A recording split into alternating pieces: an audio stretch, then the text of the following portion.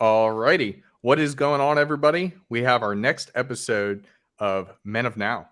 And today's topic is going to be very exciting and very timely.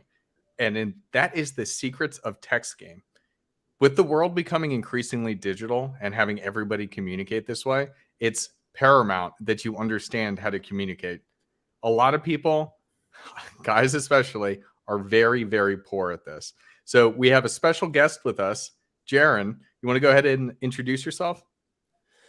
Yep, certainly. So my name is Jaron Scott. I am a gringo who lives abroad in Mexico. I have my own channel, actually, where I cover a lot of the dating topics, more specific to online dating, international dating. I get into the language and cultural aspects of how to do well abroad, kind of more of the passport bros type demographic. And I also talk about fitness quite a bit on my channel. I used to be a big old fat guy, and now I'm not. So I've done every diet and training regimen that is imaginable to man. So, I have some insights there too. And then I talk a lot about personal development, business, personal finance type topics. So if you want to follow me, I suppose we can probably put it in the description, or I'll drop a link here in the chat. But that's me. That's what I'm about.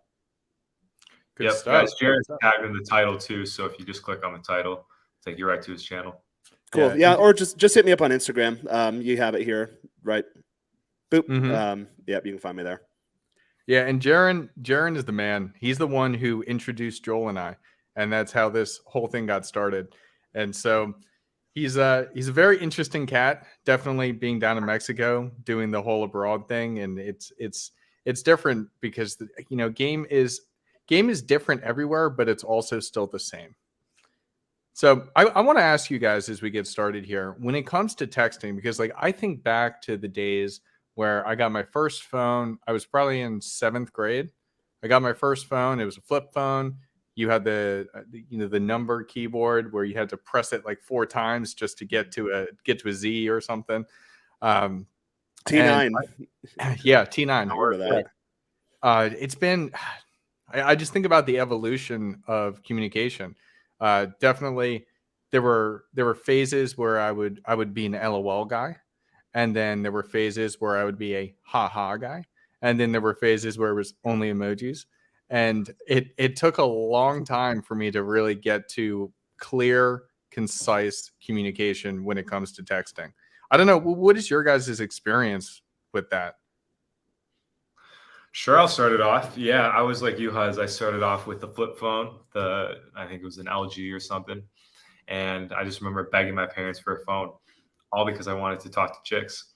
And I was definitely, if I would have learned this, what we're going to learn today, back then, it would have made a big difference, because I was one of the guys that would just text all the time, right? That's how we thought you were supposed to communicate with girls. You just talk all the time, and then 2 years down the line, you're finally going to get in the relationship. So I was definitely, I did. I was the haha too. Yeah. Never, I was like, LOL, stupid. Dude, I dated this girl freshman year of high school. And literally our entire conversation, each and every text was followed with a ha ha ha ha. And we did go on one date. Literally we only went on one date, and we dated for 2 months. And that one date that we went on, it was a double date, and we went to the movie theaters. We didn't say a single word to each other. And then as soon as we left, it was back to, that was fun. Ha ha ha ha. It was so awkward. I think there's an episode of South Park where they did that, where the internet went out and they all had to go to California. It was kind of a parody on the Dust Bowl type situation, for a little U.S. history reference there. And Stan's sister Shelly was texting some kid named Amit or Amir or something like that. And same thing, oh, there's no internet. I can't text my boyfriend. And then so they go to this refugee camp where there's no internet. She runs into the guy, and they're super awkward, kind of hey, all right, cool. So I'll text you. Yeah, later. And I think that's a good starting point where a lot of guys screw up. In the top 10% group I manage, which I'll give a pitch for it at some point. If you want more information, just hit me up at Jaron Scott. Joel just got in there too, so he'll be doing some an addiction stuff there. And a lot of guys have been posting recently about the screenshots, which we highly encourage in those groups. And we're actually going to do a live signal chat to where guys can post text game questions in real time. And then, if you catch me sitting around, there's nothing to do, then, I can pop in there, and with the community network or network effect, we can get more people in there and get you more real-time feedback. But a lot of guys struggle with that, not just in my group, but in general. And they post these conversations like, hey man, where'd it go wrong? And they're these, I can immediately see, and I have an example. I'll give you guys a visual here shortly. As far as all I see without even reading what they texted, giant blurb of text that the guy sends, and then like a one word, like little tiny reply that the girl sends, and then more blurb of text. Or like, hey, Jessica, this is Jaron. Nice to meet you at the coffee shop today. How is your day going? Oh, I'm just working, and I had to pick up my dog from the vet, and then I had to go to the grocery store, and now I'm just at home doing laundry. Oh, cool. What kind of dog do you have? Like, no, don't do that shit. Save all that stuff for the date. Texting is for logistics, guys. If you've ever worked in sales, the phone is for setting appointments and, well, now in the digital world, closing deals. But with a girl, treat it like a marketing and sales funnel, or really online dating especially is just marketing and sales. So I know the topic isn't online dating, but you'll get more matches if your profile is set up correctly. And there's a very specific way to set it up. And Joel, actually in the group, I'll do a workshop here in a couple of weeks. I'll open my tabs and show my entire lead flow. And you guys will get a sample of it when I show this texting screenshot in terms of just what a texting conversation should look like. Mine's a little longer than I'm about to show you, but that's because there's a lot of back and forth for logistics. But texting is for logistics. Anytime, and I'm getting more ruthless with this too. In the pre-show, we're talking about it, to where you want to adjust your threshold for how much back and forth you're looking to engage in with the girls. So now I got to the point where I have enough volume, and I look, and I'm a nerd, so I track everything. A lot of guys like, don't track notch counts. Like, dude, not only do I track notch count, I track all sorts of metrics, because that's how you get better. That's how you streamline things. And so I got to the point where I realized, okay, well, the only back and forth I get is actually from chicks that aren't that hot. Like your 6s and 7s, your 8s and 9s are actually more willing. So that indicates to me maybe, okay, in my head, I still think that I'm not as high SMV in my market as maybe I actually am, because I have an easier time with the 8s and 9s. And guys, you'll get to that point in your game progression too, where you're like, all right, now all of a sudden I'm at a new level. I'm noticing the rules kind of change, and the rules do change. We know this. There's mantras in the space where it's like girls make rules for betas and break rules for alphas. Not saying that I'm like alpha uber Alice or anything, but what you notice is that girls respond to you in a certain way. So guys, they get in these lengthy texting conversations like they're already in a relationship, and then they wonder why the girl ghosts or she flakes, or all of a sudden she doesn't text back. So what do? Oh my god, what did I do? Hey, what's wrong? And I've been guilty of this too. I've done it in the past, and every now and then I'll screw up sometimes again, and I'll be like, oh man, I over texted her. Oh, I should have done that. Keep it on the straight line. It's to get her to a meetup. And that's my takeaway on it. If you want, we can go into the example, or Joel. Yeah, I love that because that's the truth. Like online dating, all of this, it's just sales. How good are you at closing? And it's fast. So guys screw up too. Oh yeah, man, I don't want to seem overeager. This girl just gave me a number. Like, even I've been out with guys in the space at like bars and stuff. The girl gives you her number, or the guy would be like, hey, here's my number, text me. Dude, she's not going to text you. She has no idea who you are, and she's out in like a good time environment. Tomorrow morning, she'll see all these numbers and be like, oh, delete. So usually I'll grab the girl's phone, I'll put my number there, and I'll text something like, hey, sexy, and then take a selfie of both of us. Now, that's going to get you maybe a higher opportunity of a response rate. So she can't give you a fake number, and then on my phone I'll reply, something goofy or whatever. And usually they'll still flake a lot of times, because again, she's in like a good time environment with her girlfriends most likely, and at the time she likes a dopamine hit. She likes the attention, she likes the validation. But the next morning she's hungover, and her and her girls are going to brunch, or hell, maybe she met someone else that night that she's more interested in. A myriad of things can happen. But point being is, you have to move fast. There's a lot of guys, especially on the online dating apps, and they have these attitudes like, well, I don't want to seem over eager. Oh, I'll give her a few days. I have that happen too. I'll have like a whole batch of new matches, and I already have a girl coming over. I'm like, well, I'm not going to open them, because then I can't move quick on them. So I'll leave a queue, but then I'll start chipping through the queue. I'll get to a girl I like, and she's like, oh, hey, I was in your city 2 weeks ago, and now I'm back in my home state. I'm like, oh, damn it. Like, she probably could have been down. So now, like, even with matches, I do them all in batches, but open. And you want to filter out the girls that are not interested as fast as possible. That's the entire methodology.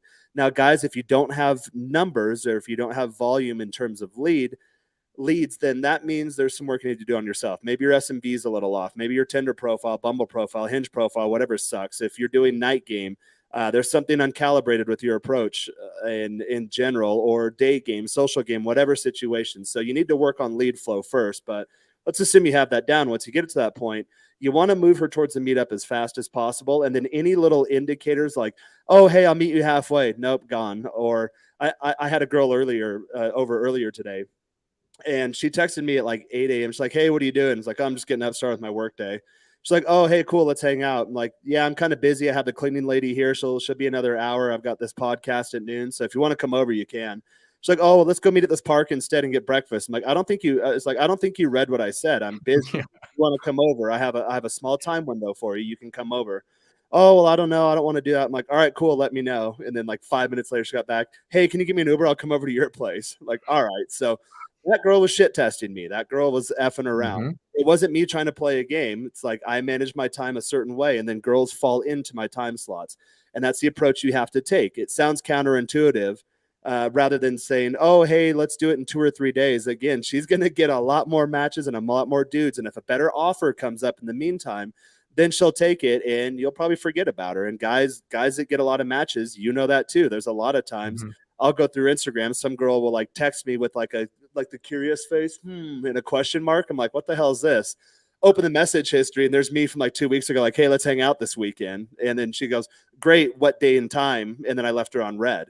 Guys, you can leave girls on red too. If they're not sticking to your plan, if the conversation's not moving forward and it's coming to a lull, or you think she's trying to give you the runaround, just leave her on red. Then they come back because you put it out. You put out the product. Offer. Yep. And she didn't pick it up. Okay. Nothing. I know the value of it, so I'll just move along. Yeah, let me know it. Let me know when it's a better time. Same as sales, guys. If you've ever worked in marketing and sales, it's the same exact thing.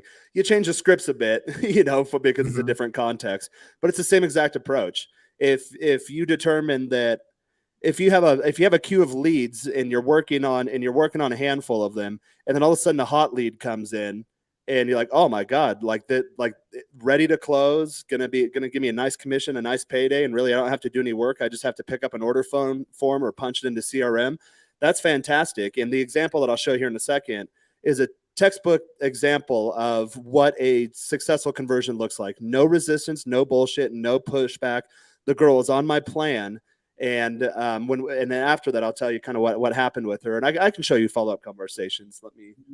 I'll have to figure out how to do that without giving away her identity. But that's really what it comes down to. And in my groups, I don't share a lot of field reports anymore. Usually I will if I screw something up, but my screw ups, I'll have a screw up once every like 3 to 6 months or so, where it's like, should have screened that girl better. Or, oh man, looking back to the text, because you observe everything, like, oh yeah, there's indicators here that, she was going to be a pain in the ass. So for example, if a girl comes over, it's like a weeknight, and she hits you up at 11. You're like, oh, girl hits you up at 11 on a weeknight. She's down to come over. Everything's closed. Like, she's DTF. Let's get her over.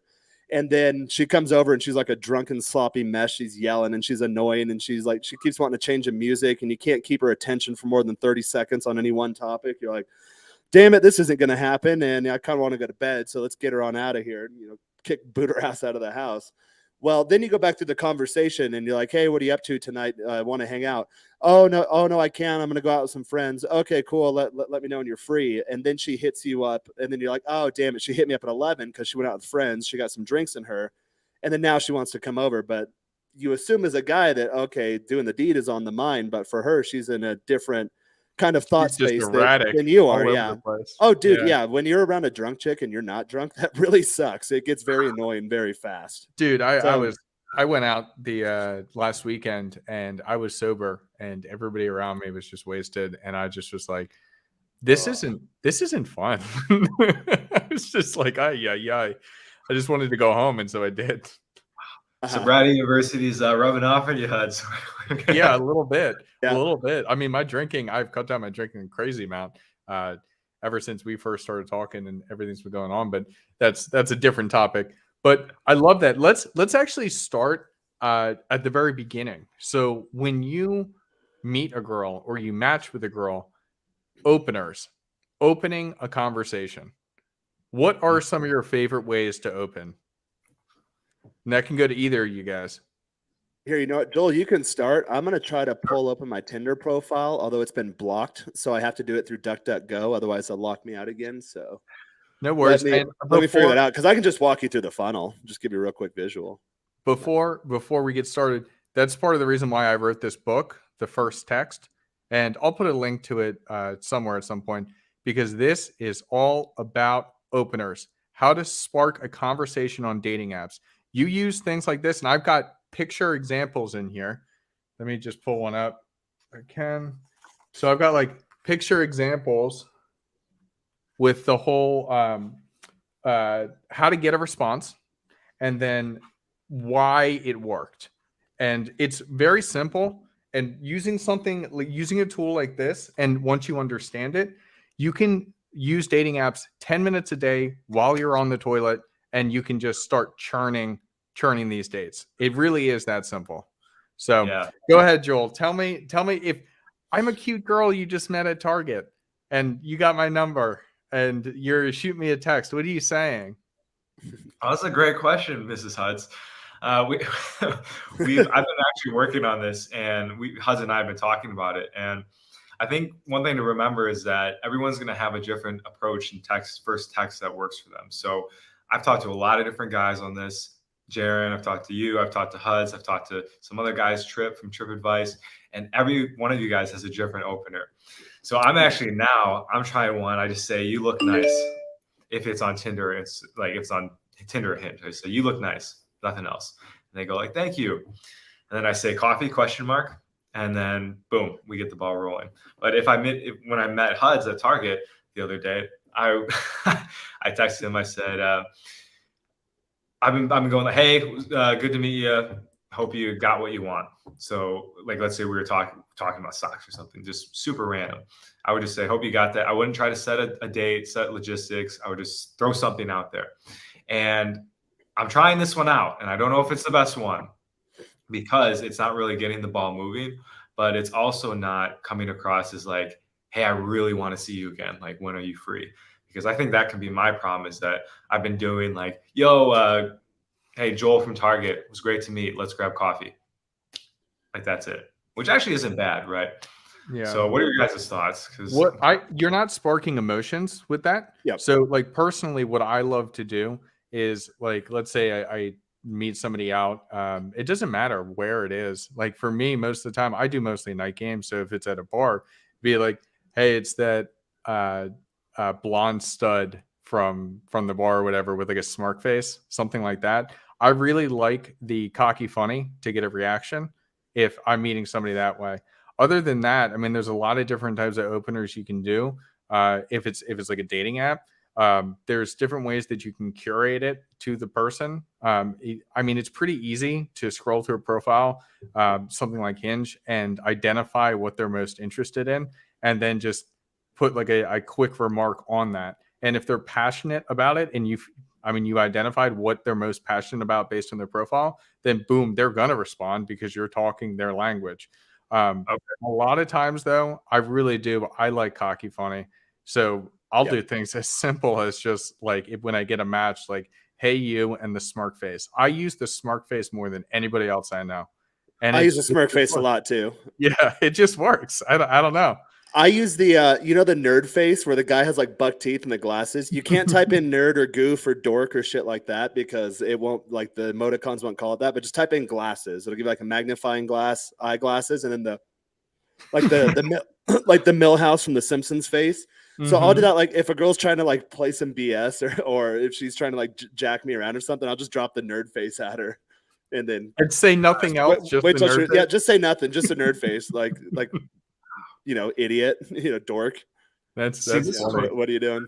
Great, you guys are having fun with this, and being someone like in the more beginning stages, I think I take it too seriously sometimes. So this is really helpful, I think, for new guys too. Like, you got to just be loose and like not give a shit. Sometimes I get too much shits on what I'm saying, and it's like, it never works out. Well, you have to remember, you don't know the girl, and she doesn't know you. So what she's doing when she's like looking on your profile, she's texting you. It's almost like an eBay auction back in the day when, I used to do it in like the 90s with a dial-up modem. So you're like, oh, let's get my last bid in, and then like the thing the Spanish word popped in my head. Se trababa. The thing just kept going. It wouldn't. Yeah, dude, I'm thinking in Spanish. It wouldn't refresh the website. And it would really piss me off because like you'd see these new bids come in and you're like, oh, okay, I'm gonna get the last one. And it's funny whenever I'm like texting girls, or I have like my WhatsApp tab right here. So you open it, it's like a messenger. There's like, it shows like the 20 last people you texted. Those girls are all doing the same thing. They're texting multiple guys, their girlfriends, maybe they have family events. Like they have multiple options that are kind of in the air at that time. So that's why a lot of times, even if she confirms with you, that's not a concrete confirmation. A lot of things that guys will do, things in the space like, oh, don't ever send a confirmation text. It seems beta. I was like, okay, well, if you want her to flake 100% of the time, don't send a confirmation text. Who says that? That's the dumbest thing. You always send one on the day of the date, just a couple hours before. Like, and yeah, we can get deeper into that. I want to give her an opportunity to flake, because I'd rather have her flake earlier than later, like as the date's about there. Dude, I've had this happen even too, and it sucks. Like you're getting all ready, house is all clean, like, and you kind of start amping yourself up for the day. You plan your day, like, all right, this girl seems really cool. Yeah, she's gonna come over and have a good time. And down here, it doesn't happen often. It's happened like twice in the last year, and it really pisses me off when it does. You're ordering the Uber, she's ready to go, and then the Uber like cancels. The Uber can't find her. It starts raining, and then she's like, "Hey, yeah, you know what? Let's do it another day." But at that point that like you're never gonna see her. She's like, it's so close to conversion, and there's so many different variables along the way where you can screw it up. But what a lot of guys don't understand is she's shopping around for options. So let's say I match her on a Monday. I run my standard text game script on her. She's like, hey, we'll do like Friday night, 6 p.m. As a rule, I don't give Friday and Saturday nights to girls that I haven't been seeing for a while. I actually have a girl flying in today, been seeing her for a while, know her, know exactly what to expect. Know we're going to have a fantastic time. No bullshit. She'll be on time. She'll be happy to see me, and it'll be a better weekend than me trying to stack dates with girls I don't know, because there's too many variables in the air. And so let's say it's a new girl. I match her on Monday, do the text sequence. She confirms her Friday night. Well, that leaves Monday all the way to Friday for her to, like, guarantee you guys, she's not going to her Google Calendar and putting in her agenda or set notifications on her phone. They don't do that. So what she's doing, she's having conversations with other guys. Maybe something comes up legit, has nothing to do with dating. Something comes up at work, or her parents like, hey, we're going out of town to the Pueblo for the weekend to see the extended family, or whatever. That there's a lot of lead time between that and Friday, and she's going to forget all about you. She might be the only girl that you're talking to. So you're like, yeah, Friday's coming, counting down the days. But for her, she's just inundated with opportunities. And to be honest, a lot of times a better opportunity might come up. Let's say she was just on Tinder because she recently got out of a relationship. She's like, oh, I want to feel validation. I want to feel wanted. I want to feel beautiful and loved, or whatnot. A lot of girls confuse that with just getting pumped and dumped. And so she gets on there. She gets her validation. She gets her dopamine hit. She may have very well liked you in the moment on Monday, but Friday comes around. Well, Wednesday she saw her ex-boyfriend. Maybe they didn't hook up, but she started getting those feelings of familiarity coming back. And then the guy didn't game her, ignored her all day Thursday. Friday comes around and she remembers, hey, Friday night we used to do this one thing together, and I saw him on Wednesday. What the hell? He didn't text me back. Okay, I'm going to reach out to him. The guy, if he has a little bit of game nose, she reaches out, especially within 2 weeks of a breakup, that, hey, get her over and smash. Guess what? She forgot all about you. And that's just one of many scenarios. Like, guys, don't play these over in your head. They can happen all the time. But a lot of guys assume that, okay, again, not moving when the iron's hot. So like I get a match and the girl indicates she's down. It's immediate. The girl this morning, it was immediate. I think I woke up at like 7, went through my matches that I got from the nights before, opened them, and I kind of do them in batches. And then she was further down the text sequence, which I'll show you here in a second, to where gave her my number. And then she reached out to me at like 8 a.m. Hey, what are you doing? They're like, all right, this girl's down. She's ready to go right now. And you got to move when it's ready to go. Same thing too, guys. Oh yeah, let's do a date like 2 weeks from now, dude. That date's not going to happen. What are you talking about? There's so many things that can happen between now and then. Yeah, no, that's a great point, and that's one thing that I teach guys. One thing that I say is 5 for 5.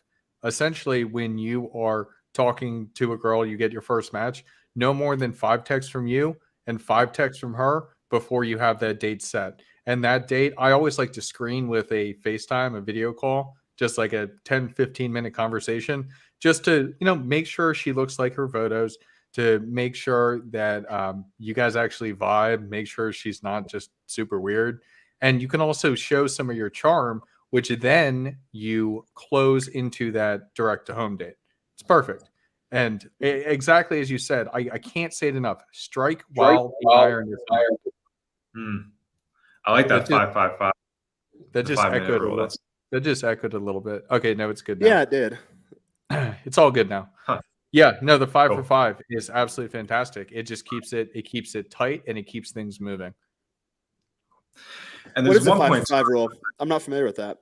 It's just my rule, and it's oh, gotcha. No more than 5 texts from you and 5 texts from her before you already have that essentially a plan lockdown. Yeah, a plan lockdown.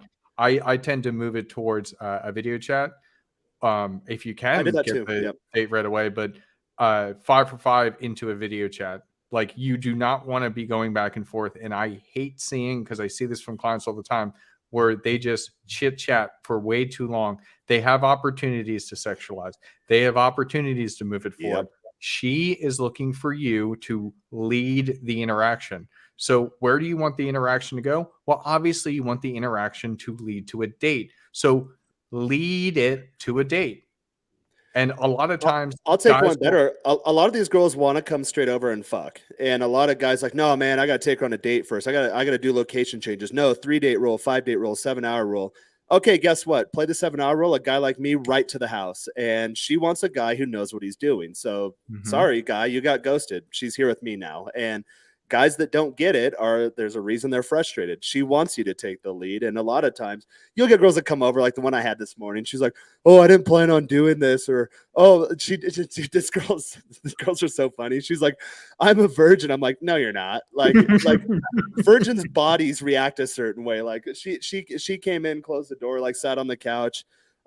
Usually it takes a couple minutes for me to build comfort with them. And this girl told me, she's like, hey, let's go to the bedroom. I'm like, virgins don't do that. Virgins don't say, let's go straight to the bedroom. I got in, she already had her shirt off, like her pants off. I'm like, girl, don't play around with me. And then she backtracked up.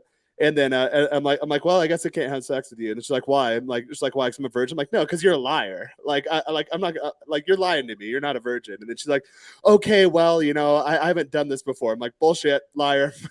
And kind of giggling and stuff. But a lot of guys don't get the stuff like, oh, okay, yeah, I'll go ahead and take it slow. I was like, she's testing you. She's testing you all along the way. She wants to know that you know what you're doing. And if you don't know what you're doing, that's when you get frustrated. You'll be like, oh my God, bro, I didn't know where I went wrong. You'll text something like guys in my group, no offense, guys, there's a learning curve for this stuff. And then where'd I go wrong? Or I get guys all the time, hey man, didn't close the first date. And I'm like, well, did you get a kiss? Oh, no. Like, oh, did you go through a walk through the park? Or like, oh, we went through a walk through the park. Oh, did you guys hold hands? No. What are you doing in the first place? Like, dude, get her straight to the house. And if she's not down to come straight to the house, Huds mentioned the FaceTime call. So at a point in my game career, I realized, okay, you don't have to take her to dinner on the first dates. Or I got to a point years ago, and I was still living in California. I'd have girls come over to for a San Diego beach picnic type thing. And they'd come over, and then within an hour they'd end up leaving. And I got really frustrated. Like 3 girls in 1 week did that. And my roommate, who's like a Chad, like 20-year-old surfer kid that just had a parade of girls coming in the house, because I think he's pro now, but good looking kid, and just had game for days. A natural. Met his dad. His dad is a natural too. So I observed this kid. Guys observe guys that know what they're doing and see how they do it. And at one point I was like, dude, what the hell? These girls come over within an hour, they bail. He's like, bro, they're coming over to bang you. He's like, do you not realize that they're attracted to you? He's like, you're fucking around on the beach and stuff, and they're here for you. And guess what? When she picks up her phone, she's texting a guy that knows what he's doing. And she's not coming for a romantic picnic or to do whatever. Like, you're at the point where she's here for you. And then, oh, okay, boom, light bulb goes off. So then I got to a point where I'd buy like a meatloaf from Sprouts, and it was 55 minutes in the oven. So right when she came in, like, all right, we're going to do dinner, I'd put it in the oven. And then at first, like, all right, got to bang her before the hour. Dude, I love that time. That's a funny timer. Yeah, dude, the first time I did that, I'm like, oh, it's possible. And then ding. And then that becomes a rule, the hour rule, straight to the house. And then it got to the point where, like, it's almost immediate now, really, unless she needs some comfort building, but it's never more than like 10, 15 minutes max for the makeout. Once you start making out, it's done if you know how to escalate properly. But the point being is that these girls, and I went through the growing pains too. Where you're like, oh, I got to take her out. Oh, I have to court her. No, they want to come straight to the house and they want to bang a guy. Because guess what?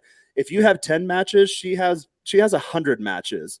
And there's guys of all various levels of game, and the guy that knows the best game will win in these types of situations. And yeah, I know you're thinking, oh, she says she wants a relationship. Like, no, she's just not into you. If she wants a relationship, girls that want relationships, they go over, they put out immediately. They add monumental value. It's they a soft. Yeah. 1 second, Jaron. It's a soft rejection. That's what women do. Soft rejections because they don't want conflict. That's why you need to understand womenese. That's exactly it. And really, I mean, they say it all the time. Look at her actions. Don't listen to her words. I had a girl I was seeing for a couple months, and she was actually in the running for my main girl. I actually really dug her, and she started doing like the flaking thing where she'd be like, oh, hey, I can't make him, like guys, you got to play it cool. It's like, okay, cool, let me know when you can. but then it got to the point, and these were all shit tests, and it got to the point where she, like, we'd get together and she's like, oh, it was weird because the energy when you're together, it was like, oh my God, that magnetic. And when you're dating a lot of girls at a time or you're running volume, there are those girls sometimes like, well, there's something different with this one. And so it was like that. She'd be over face to face. Everything was just fantastic. And then she started kind of playing the game. So I'd back off and she'd back off. And then eventually it got to the point where I'm like, you know what? I don't want to play these fucking games. I just stopped talking to her. But it was one of those things where, okay, we had a date. We've been seeing each other for months. And then not only did she not show up for the date, but she doesn't even tell me anything. So I'm like, hey, this girl was, so this doesn't mean, this means she doesn't want to see me anymore. That's very clear. But a lot of guys will think too that, like, oh, it's because she sees you as beta or whatever. But a lot of times this girl was highly insecure. So we'd go out in public and I'd like openly hit on girls in front of her. I'd go to places where I'm well known. So like other girls know me within the social circle. And she really had problems with that. So what a lot of girls will do, and I've had a couple of these, I try to screen these out quickly, is they'll kind of love bomb you at first, and then they start getting like really serious emotions towards you, and it freaks them out, and then they pull away. And then if you chase, they'll push away more. But if you meet their distance with more distance, they'll come back.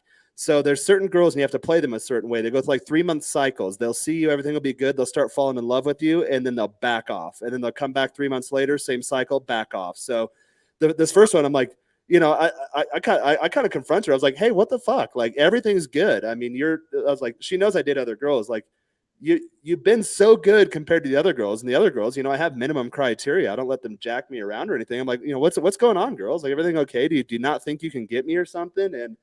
And in real life, you know, she was here, you know, kind of went through the whole, yeah, you know, it's whatever. But like you said, it's a soft rejection, but that doesn't mean that she's rejecting me because she doesn't like me. Sometimes it's because you can feel a girl's emotion too, guys. When you're with a lot of them, you can kind of start to tune into them. And that's a really powerful skill for guys to develop. Guys always tell me like, oh, that's not masculine. Like, dude, if you can feel her emotions and she feels your emotions, and you can control your emotions, you can put her in a new emotional state when you get physical. Yep. And then that's where you unlock new levels in the bedroom. So that's where things get really fun. The girl I had earlier today, she was doing something like, also don't see girls that are like weird about sex, even if you get it. But if it's the back and forth, well, oh, I don't know. Or, oh, well, what about that? I'm like, we're not negotiating desire, girl. So, you know, I eventually got what I needed to get done, but it was a pain in the ass to get there. So like girls like that, like the one this morning, she can't get to that new level because she's so caught up in her head. Like, oh my God, sex is a big deal. It's a big deal. Like, no, that gets you in the door, guys. You have to remember that. So like you're putting 40-year-old virgin. Oh, you're putting the P on the pedestal. That gets you in the door. That's the entry fee to the nightclub. If you want VIP service, like you gotta go through the door first. And VIP service includes me, you know, you being my girl, me taking out in public, us going on trips together. Guys, you've probably, I don't know if you've met one of my girls, but a lot of my girls work for me. So like, I'll have them reach out to guys I collaborate with. And that's what you want. That's the big deal. Sex just gets you an interview. So guys, you have to start valuing yourself in that too. I know I went on a wild tangent there, but no, that's all good. No, that's great. Yeah. I mean, Joel, haven't I been telling you this? Getting sex is easy, but like actually having those good relationships is hard. dude, I'm having a red pill awakening just listening to you guys because I am doing exactly what we have talked about today not to do. I'm doing the dates, I'm doing the courtship. And I think a reason why is because men are the actual romantics, not the women. And I know for me, when I meet a girl I really like, I want that like special, like I want that buildup. I want that like falling in love feeling and like girls don't like that though. And dude, they do like that, but you only get that through sex. So that's why I say bang these chicks fast and furious. Not only do you have to move quick because that lets them know like, hey, they know what they're doing. That this guy knows what he's doing, but like bang the bejesus out of him, like give him a good time. You'll get guys too like, oh, don't pleasure a woman or don't give her an orgasm. Like, dude, I always give girls like I give her an I give her an orgasm before I penetrate because then she's primed. You've taken her to a new level of stimulation. And what that does, and that's not again, you get a lot of red pill dipshits and their guys like, oh, that means you can't satisfy her. Oh, you don't got that 8-inch dong or whatever. You don't understand how women work. Orgasms all start right here, but there's a physical element. So if you can build up the fantasy in her head, and again, I'll show you on the text stream how to do that. Build up the fantasy in her head, and then you start getting the physical elements involved. Okay, give her a clitoral orgasm before you penetrate. What a lot of guys don't realize is most girls are multi-orgasmic, and most girls can squirt. And I make a lot of them do it. They don't realize it. Sometimes they'll get shy. They're like, oh my God, oh, no. But if she's really into you and she completely opens up for you, literally, then you can build cascading orgasms, which are fun. So like you get the multiple orgasms, but she has different areas where you can do it, and you can get them to cascade on each other, kind of like building Huds. I think you do music, right? Building like chord patterns together, like constructing chords. You can do that with a girl. And if you give her those experiences that no other guy's given her before, she'll be like, okay, of all these matches on Tinder, this guy got me straight to the house. I slept with him within 20 minutes, and I was left on the bed convulsing with my eyes in the back of my head like I'm getting an exorcism. Well, guess what? You're now the #1 guy on her list. So other guys like, hey, can I take you out on our 7th date and like maybe I'll get a kiss, or like can we graduate to hand holding? And here she is on my bed as her phone's face down, ding, ding, ding, ding from other dudes, and she's just like, whoa, what the hell was that? I got her. Like that's why you're not getting the chicks, guys. Oh, that is funny, and that is so true. Joel, what you're saying, like some of that romantic stuff, women do like that. However, they only like that when with after the right they guy have fallen in love with you. Okay. And the step one is you got to pay the entry fee, and that's sex. Well, big question for you guys then. Like when you're doing approaches, for example, and you're talking or whatever, and it's time to get the number. What do you say there? Because it's like most guys will probably say, let's grab a drink sometime, let's grab coffee, right? But if you're trying to get her right to the house, which is what you guys are saying is the move, like if you already set it up, like let's grab. Anyway, I'll let you guys explain that because that's something I think that'd be helpful. So I haven't done a ton of cold approach as of late, but I would really think it just, it's a simple parting of ways. Like, I got to run, but I really enjoy talking to you. You just have a great vibe about you. Let me get your number, and how about I give you a call later? When are you going to be free? And then that's when you can do the FaceTime call with her, and then you can do the screen, and through that you continue to build that general suave interaction, and then who knows, the next day, a couple days later, she's coming over. That's at least how I'm viewing it. What about you, Jaron? To be honest, I wasn't listening. I'm still trying to figure out this airline thing. It's driving me nuts. This website won't do it. So what was the question again in short form? Right. Yeah, Jared, how do you, if you are doing like an approach or you meet a girl at a bar or at a club or something, and you're not going to bring her home that night, how do you set it up so that you're not like, hey, let's grab coffee sometime? Because that's what I've been doing. I'm realizing it's kind of boring. Yeah. Maybe that's why it's not closing. I'm not closing it much.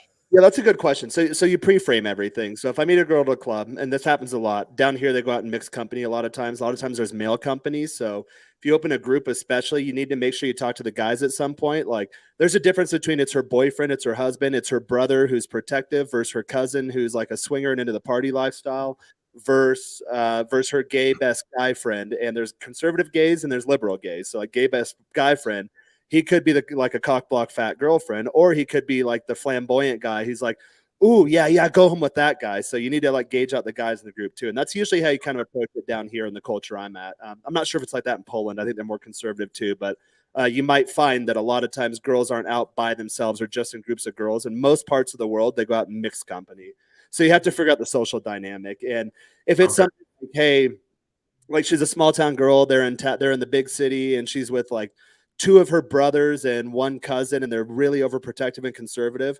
Okay, she's not going to go home with you that night, but that's what you do. You pre-frame the conversation, like, oh, hey, I'm Jaron. What's your name? Oh, I'm Esmeralda. Okay, cool. Yeah, what are you doing here? Oh, I'm in town with my family. Oh, are these guys your family? Oh, it's my brother. Oh, hey, what's up, man? Oh, hey. And you get in the conversation. Oh, how long you in town for? Oh, I'm here till Monday. It's Saturday night. Oh, where are you staying? Oh, yeah, we got a hotel here nearby. Oh, cool. Yeah, I'm in the neighborhood, just down the road. What are you up to tomorrow? Oh, I'm going out to brunch with my family, and like, oh, cool. What are you doing the rest of the day? Oh, probably just some tourism stuff. Like, oh, it's like, are you tied to the family the whole weekend, or you think you can break away for a little bit? Like, oh, I might. So things like this, just sample. You're starting to transition. You're threading the conversation. You're taking it down. You're letting her imagination go. You're giving her the idea of this exciting experience. Breadcrumbs. So you don't say from the get go. You give her breadcrumbs, and oh well, yeah. So can you escape from the family? Oh, I don't know. Yeah, I might be able to. What'd you have in mind? Because she knows where you're going.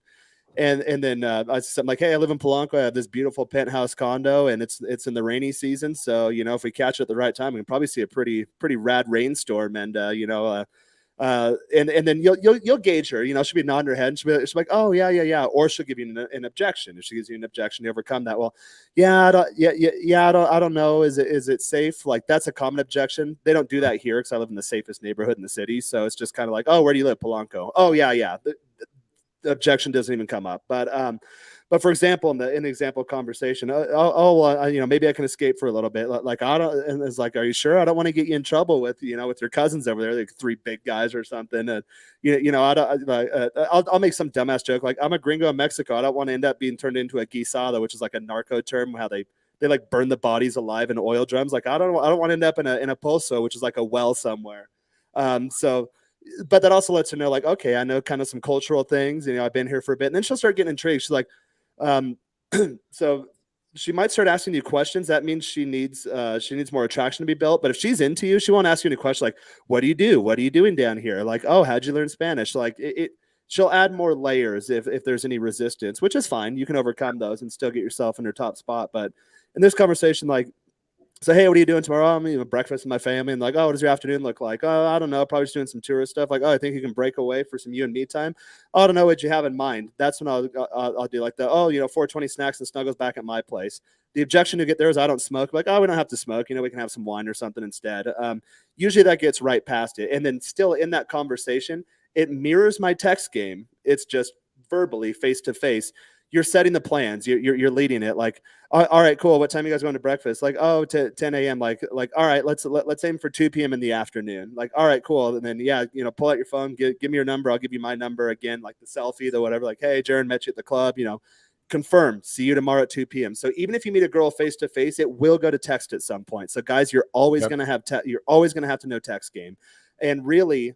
Text game should fill in the gaps between your face-to-face interactions. Face-to-face has more value than text. You only use text to bridge the gap between the first face-to-face interaction and the second and the subsequent one. So in that situation, I'd be talking to the girls, set the plans or whatever.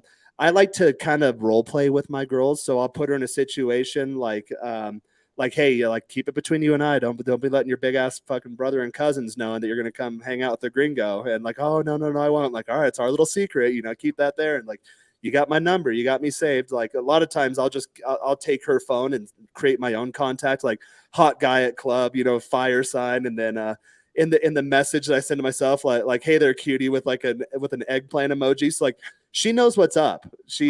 There's no doubt in her mind. And then that, like you said, Huds, it gives her time to like percolate on it and let her mind go. And because she'll talk to other guys at the club that night, and she might give her number to other guys. It doesn't mean she likes them, but of all the other guys, she'll be like, who the fuck's this guy? Like, sending me the eggplant emoji, and like, the guy's pretty cute too, or whatever. And I got the plans for him. So that's what you want to do. She's always entertaining multiple options. But for the original question, in real life, you precede the date, or you pre-frame the date, and that makes it more concrete that she'll follow through. She still might likely flake. A lot of girls flake. Doesn't matter where in the world you were, but setting those concrete plans, and again, doing it while you have her face to face, because she can feel more of your vibe and your emotion and your presence.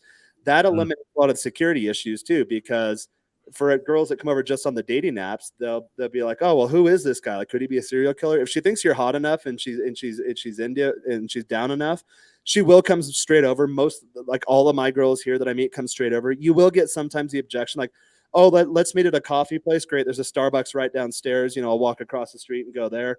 Usually we don't even have to order a coffee. She'll just see me face to face. We do the hug, kiss on the cheek. She can feel my vibe and my presence. And then she's like, oh, where do you live? Like right up there. Like, oh, in that building? Like, no, up top, like the top floor, like in that big building.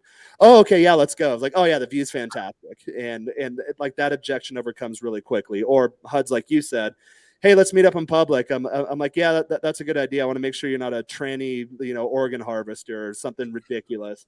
And then she's like, oh, ha, ha, ha. I was like, you know what? Let's not wait. I was like, you know what? Let's get on a FaceTime instead. And then like, okay, on it for a minute or less is just to be like, hey, what's up? Hey, I'm Jaron. Oh, nice to see you. Okay, cool. It's like, see, I am who I said I am. And like, ooh, you're actually I call them reverse catfish. I'm like, you're a reverse catfish. I'm like, you're actually hotter than your photos. I'm like, I'm pleasantly surprised. Like, I can't wait to see you in real life. Okay, so 5 p.m. Thursday. We're good, right? Good. All right. Let me know. All right. So, let me know if anything changes. All right, cool. Sweet. And the FaceTime usually closes the deal for me too, for that security objection. Absolutely. That's great. And one other thing, there's so many different ways you can do it in person, Joel. And to everybody listening, like you can have as much fun and be as creative as you want. So as you're talking to her, you can like end the conversation with, well, I have to say, Jessica, this was a really fun first date. Let me get your number so we can schedule the second. Like, boom. You're when you frame it that way, then she's thinking of it that way. And also what Jaron was saying, which I think is great, is when you make it a like you and I secret, it creates a bond between you. Us versus them. Men do it too. Mm-hmm. Like we do it in our private group, top 10%, and then everyone else. That does create bonds. Screw the 1%, right? We're the 10%. Yeah, totally.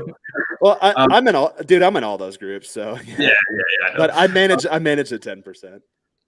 One thing that's really stood out through this conversation is I think a lot of like what you guys are saying, when you hear it, it makes total sense, right? Like, yeah, obviously this works. So many guys don't do that, right? They don't try to get the date. They don't try to make it flirty or fun. And I'm one of those guys. And the reason why I think is because of fear. It's the fear of getting rejected in that moment, getting rejected live. Because when I go like, hey, like I try to have like a normal platonic conversation, there's not that risk of sexual rejection. And that's been really holding me back personally, for sure. So I really like what you guys are sharing, like kind of it's okay to be flirty. And I think this is a big block that I've seen a lot of people have, not just myself. So well, they want you to be flirty. Like, why would you not be flirty? She's obviously attracted to you enough because she matched you. She wants to know that you know what you're doing at that point. Yeah. I have to say, like, there's a lot of different ways to approach things. And if you are specifically going out there to date girls, to sleep with more girls, if that's your intention, looking at certain things, like shout out to the late Alan Roger Curry. And also, if nobody's ever seen it, I have an interview that I did with him that I believe is posted up on this channel. He was fantastic with his style of game, which is called Mode 1. And Mode 1 is more of the very direct approach to sexualizing things off the bat. So if depending on what you're trying to do when you're doing your approaches, Mode 1 may work for you. And if you segment it out, like versus a sweet girl you want to have a nice relationship with, or you want to go on the magic carpet ride with Joel like he's looking for, then maybe don't do Mode 1. But if you're looking to sexualize fast and you understand the risks inherently involved with that, which could mean a higher rejection rate, but you know what you're doing, then that definitely is worth looking into. Yeah, and I'm just thinking naturally, I'm gonna have to start going down that route and forcing myself to do that, even if it's awkward and weird, because that's what the fear is. That is this gonna come off creepy? It probably will sometimes. And it's like, well, what I'm doing hasn't been working as great as I'd like, which is being more, platonic and almost in the coming across, not putting out any attention. So yeah, I mean, this is great. I got an example of something like Mode 1, very direct and overt game. So I was in Cancun my senior year of college, and I don't remember exactly how this was all playing out, but I think it was because I was picking up on IOIs from the girl, and she was sitting at another table with her friends. I was sitting with my friends, and we were just all having pizza. And then I don't know what sparked this, but I ended up writing down my room number, and I was like, okay, guys, watch this. And so I walked over and I just slammed down the piece of paper with my room number. I got like half of it on the pizza in front of her, but I was like, boom. And then I just left. And no, she didn't come that night. But the next day, as soon as I saw her at the pool, no more than 5 minutes before she was up in my hotel room. I had that happen, dude. Cancun's fun for that. I had that happen too. We were in like actually a fun cannon party. Ran into this like blonde chick and kind of like, oh hey, what are you doing here? Like, oh, just got into some friends, you know, kind of jet lag, but want to get the party started. Oh, cool. What do you got going on later tonight? And it's like, oh, going out with my friend, you know, going out with my girlfriends, you know, probably, you know, maybe I want to rest a little bit, but going out with my girlfriends later. And I said something within like 30 seconds of meeting her. I was like, but it was kind of one of those resorts where like that's the kind of the theme, like the party and hook up, like type vibe, whatever. And it was spring break too. It was just a couple months ago. And, so like that, and then those foam cannon parties, the foam starts getting big too. You're like, oh, yeah. Well, like shit, I need to find pockets where I can breathe, and then kind of and this blonde girl runs into me. I'm like, oh hey, you know, what are you up to? Oh, just got in town, you know, whatever. Oh, who you here with? Oh, I'm with some girlfriends. Oh, cool. What do you got going on the rest of the day? Like, oh, I'll probably just hang out here by the pool and then go out and, you know, have some fun later. And that's what she said. American girl. I usually game Latin girls, but American girl. So so it's like, oh, she's like, oh, I'm probably looking to go out and have some fun later. I was like, well, hell, how about you come back to my room and I warm you up? And then she just like, okay. And they're like, all right, cool. Like immediately. And then I was there with my brothers, and one of my brothers, he was already drunk. And then he comes up. He used to do this shit in college too. I'm pulling the girl getting out of the pool. He's like, Jaron, where are you going? I'm like, I'll be right back, dude. Give me a couple minutes. And then he comes up to the girls like, hey, what's up? I'm so and so and da da da. And he's like trying to get her number, and I'm like, and then I'm sitting there and I'm looking at him like, fucker.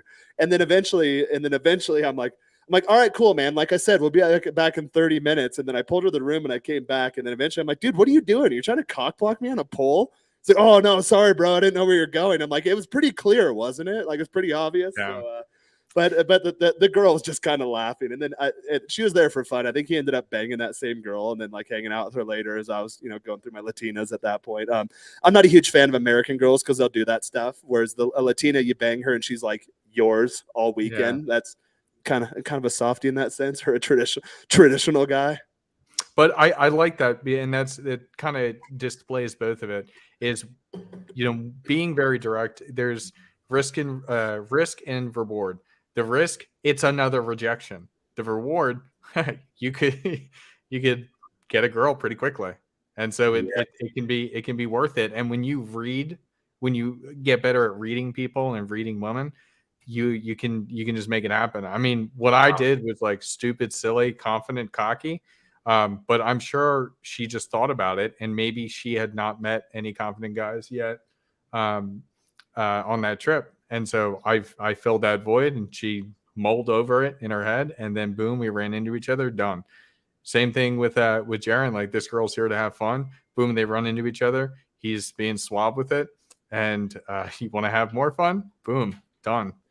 And you look around too, and again, we were talking about this in the pre-show. Like, okay, yes, I'm not like a Brad Pitt or like some famous actor or anything, but you look around and you could be like, I'm in better shape than these people. I am more attractive than these people. You can assume you have more game than most guys, because a lot of times, even if you have just a little bit of game, you have more game than 90% of guys.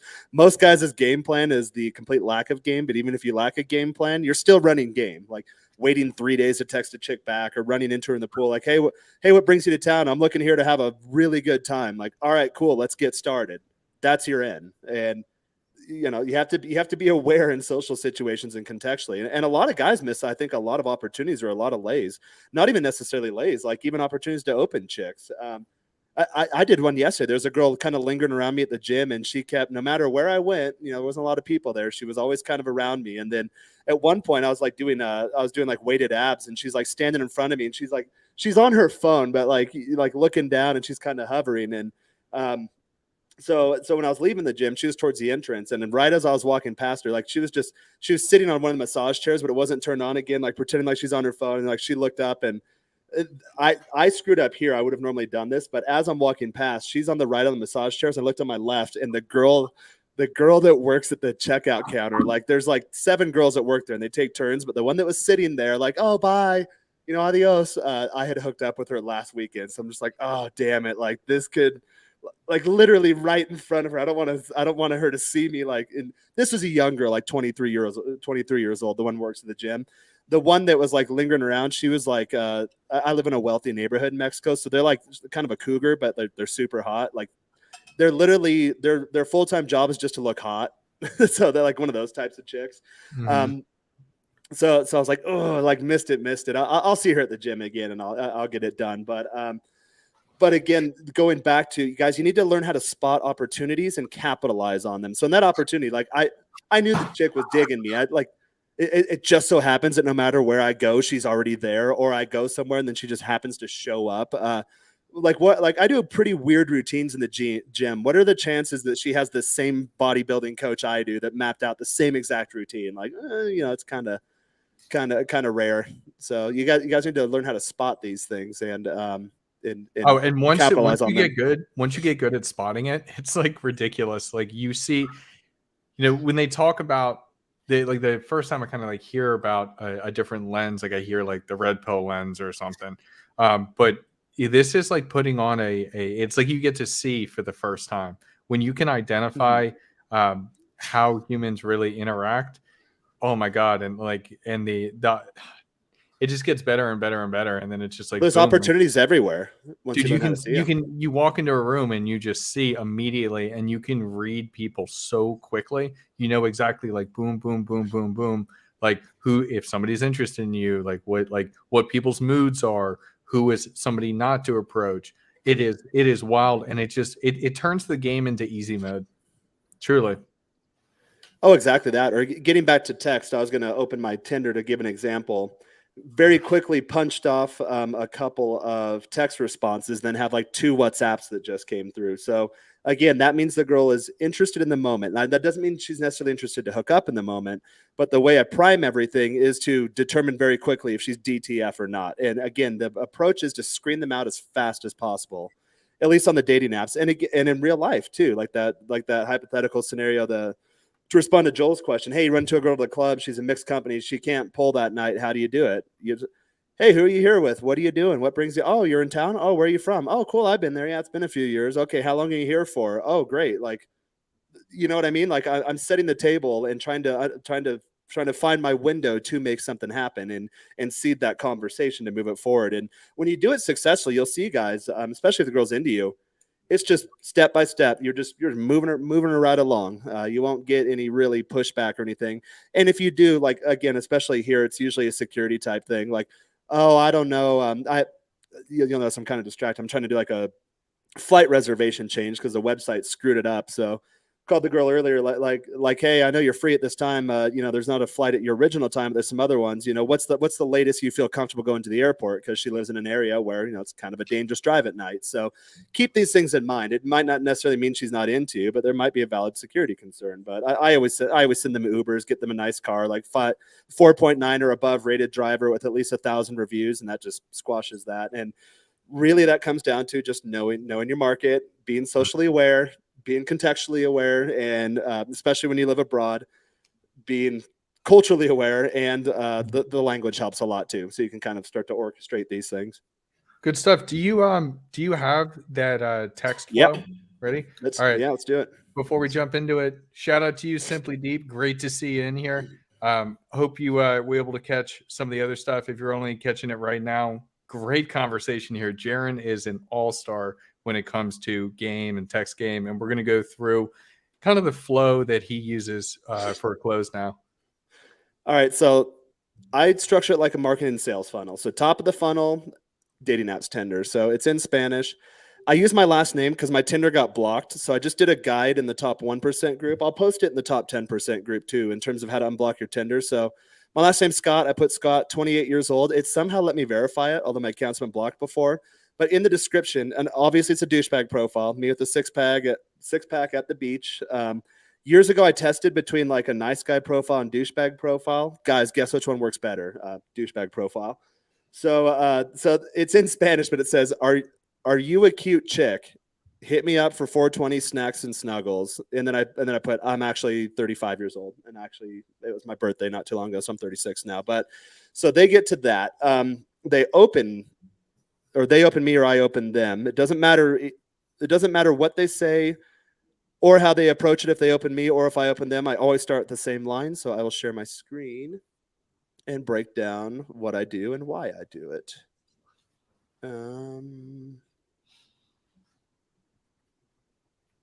Oh God, here, give me a second. Let me see what tab it's in. I've got so many of these damn things. So it's in the Facebook. It's in the formatted in Facebook. So I want to make sure that you guys get the nice view because you can see the screenshots a lot better.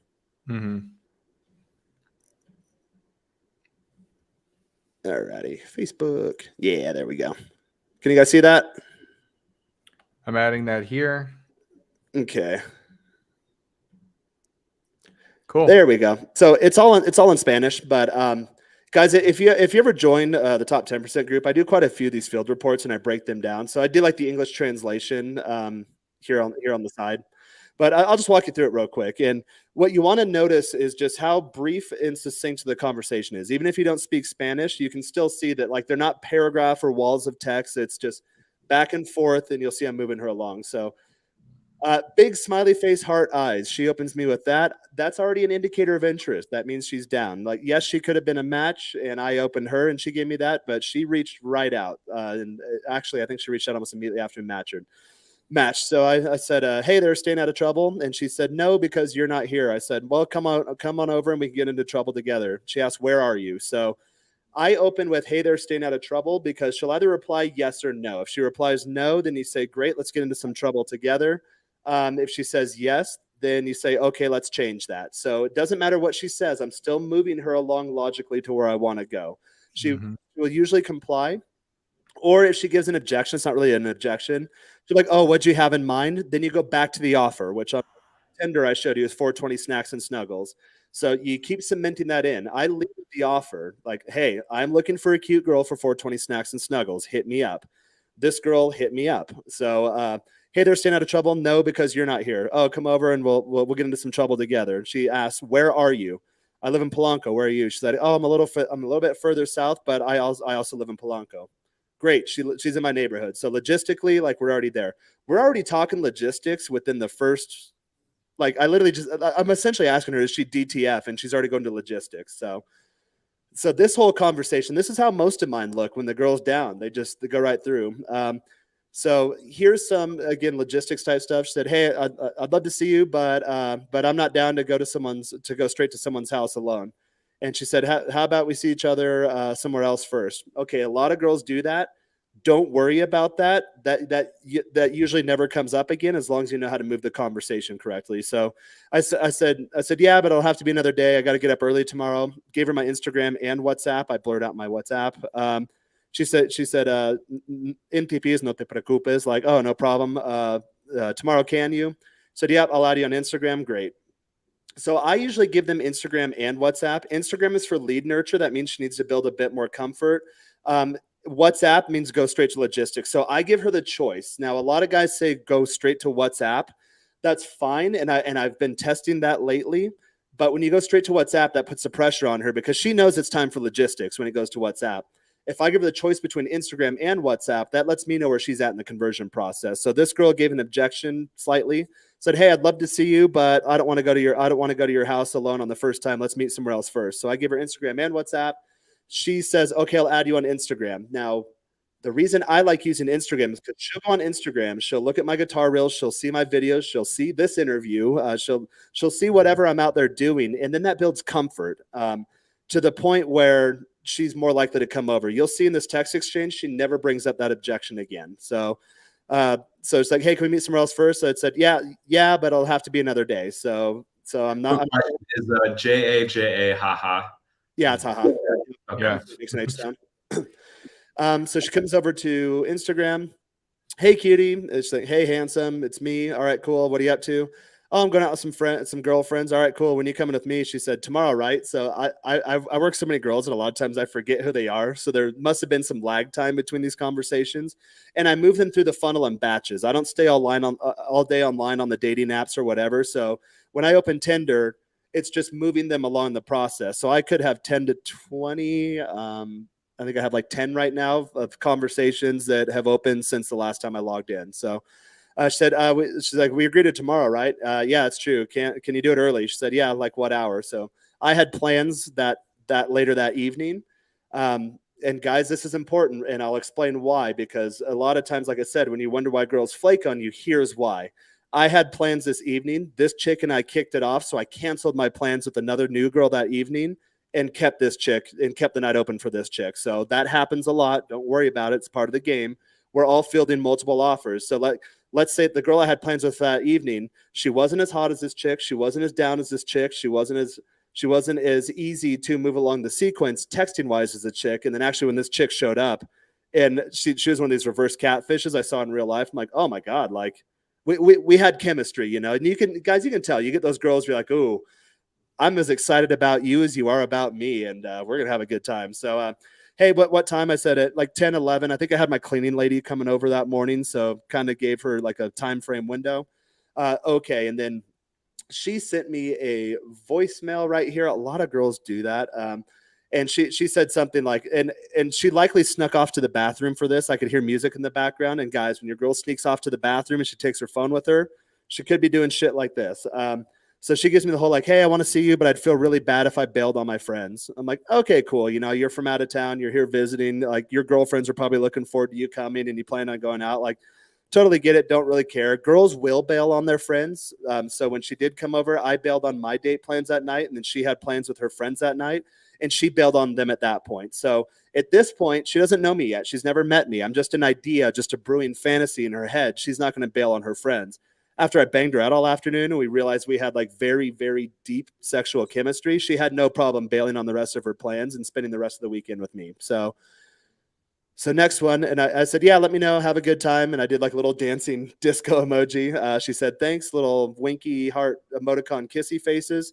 Girls communicate their emotion through emoticons. It's literally in the name, emoticons. So pay attention to those. If you're not getting emoticons, then maybe she's not as excited about you in the moment.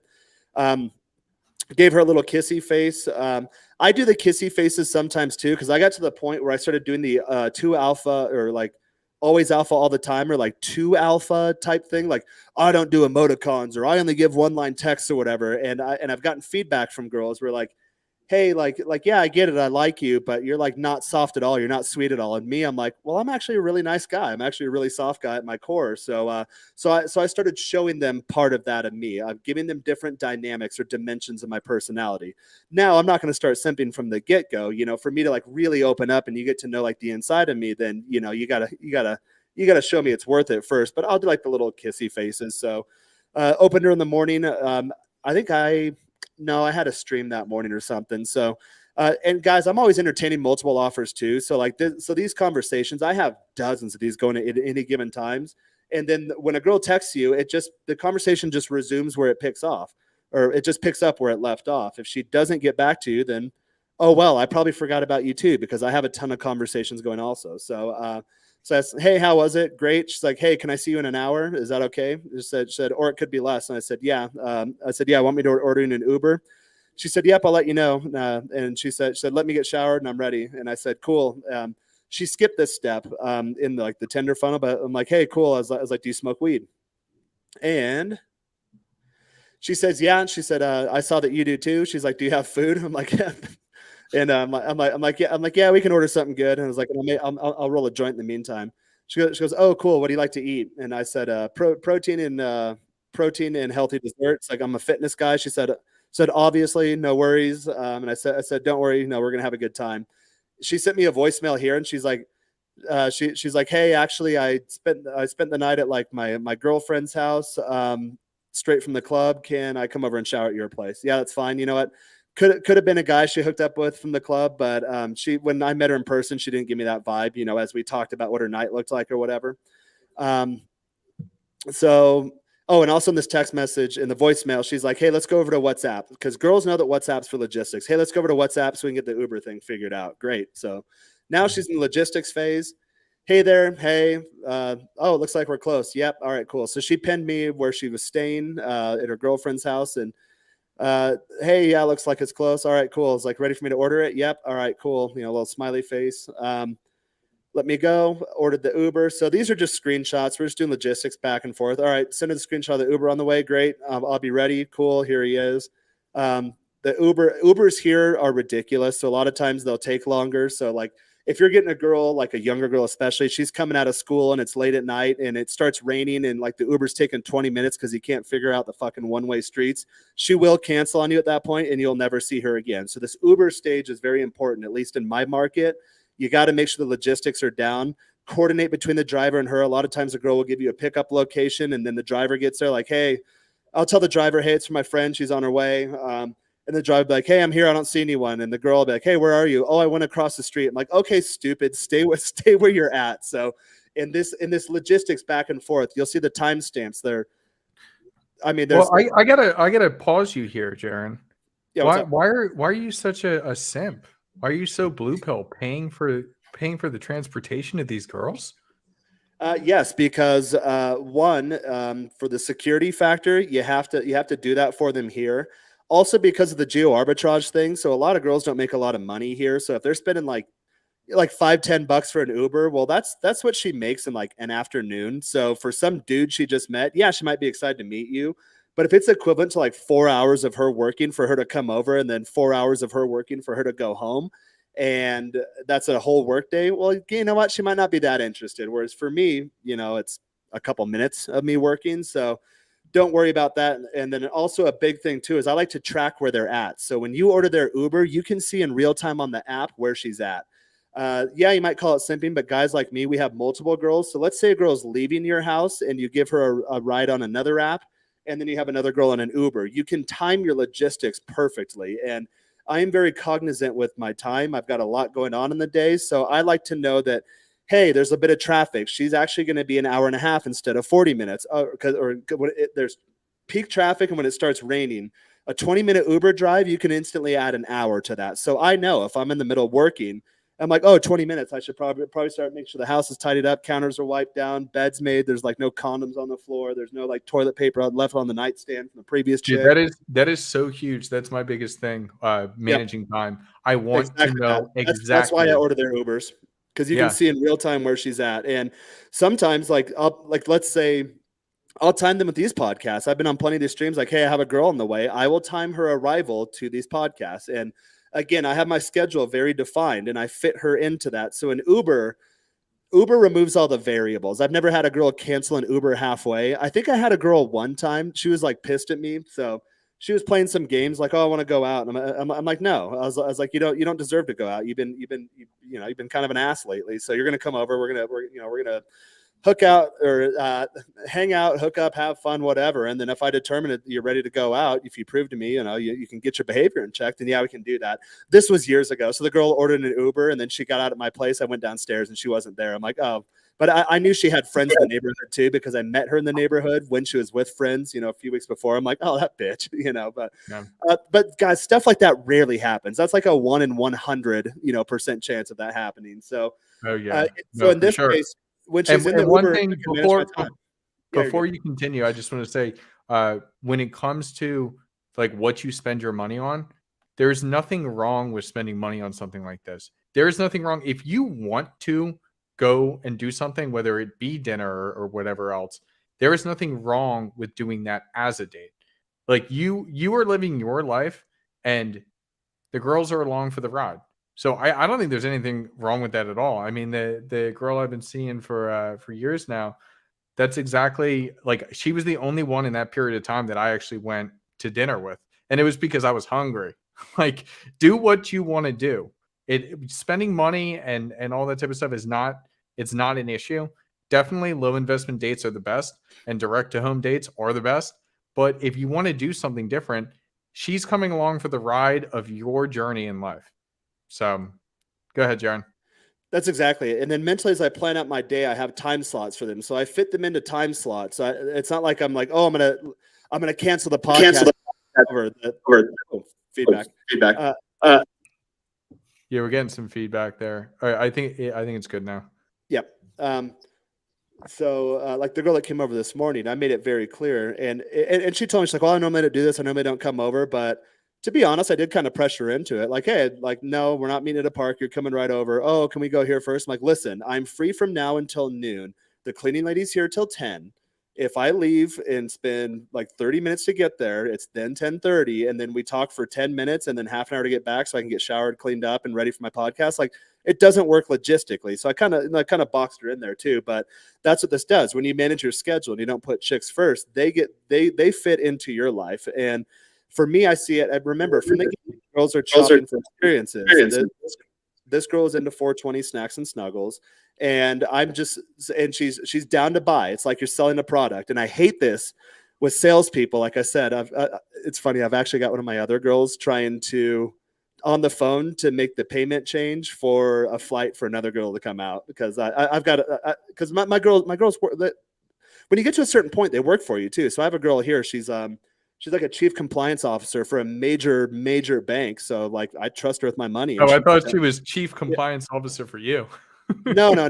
I mean, she is down here in Mexico, but yeah, she handles all my financial stuff here, and she knows what my lifestyle is about. And what the point being is, once a girl falls into your frame and you're authentic with who you are, and that's congruent based on how you text with who you are literally in real life, then they'll do stuff like that because there's no other guys doing that, guys. You don't have any competition out there. So in this case, this girl, I was selling her on the 420 snacks and snuggles, Jaren Scott experience.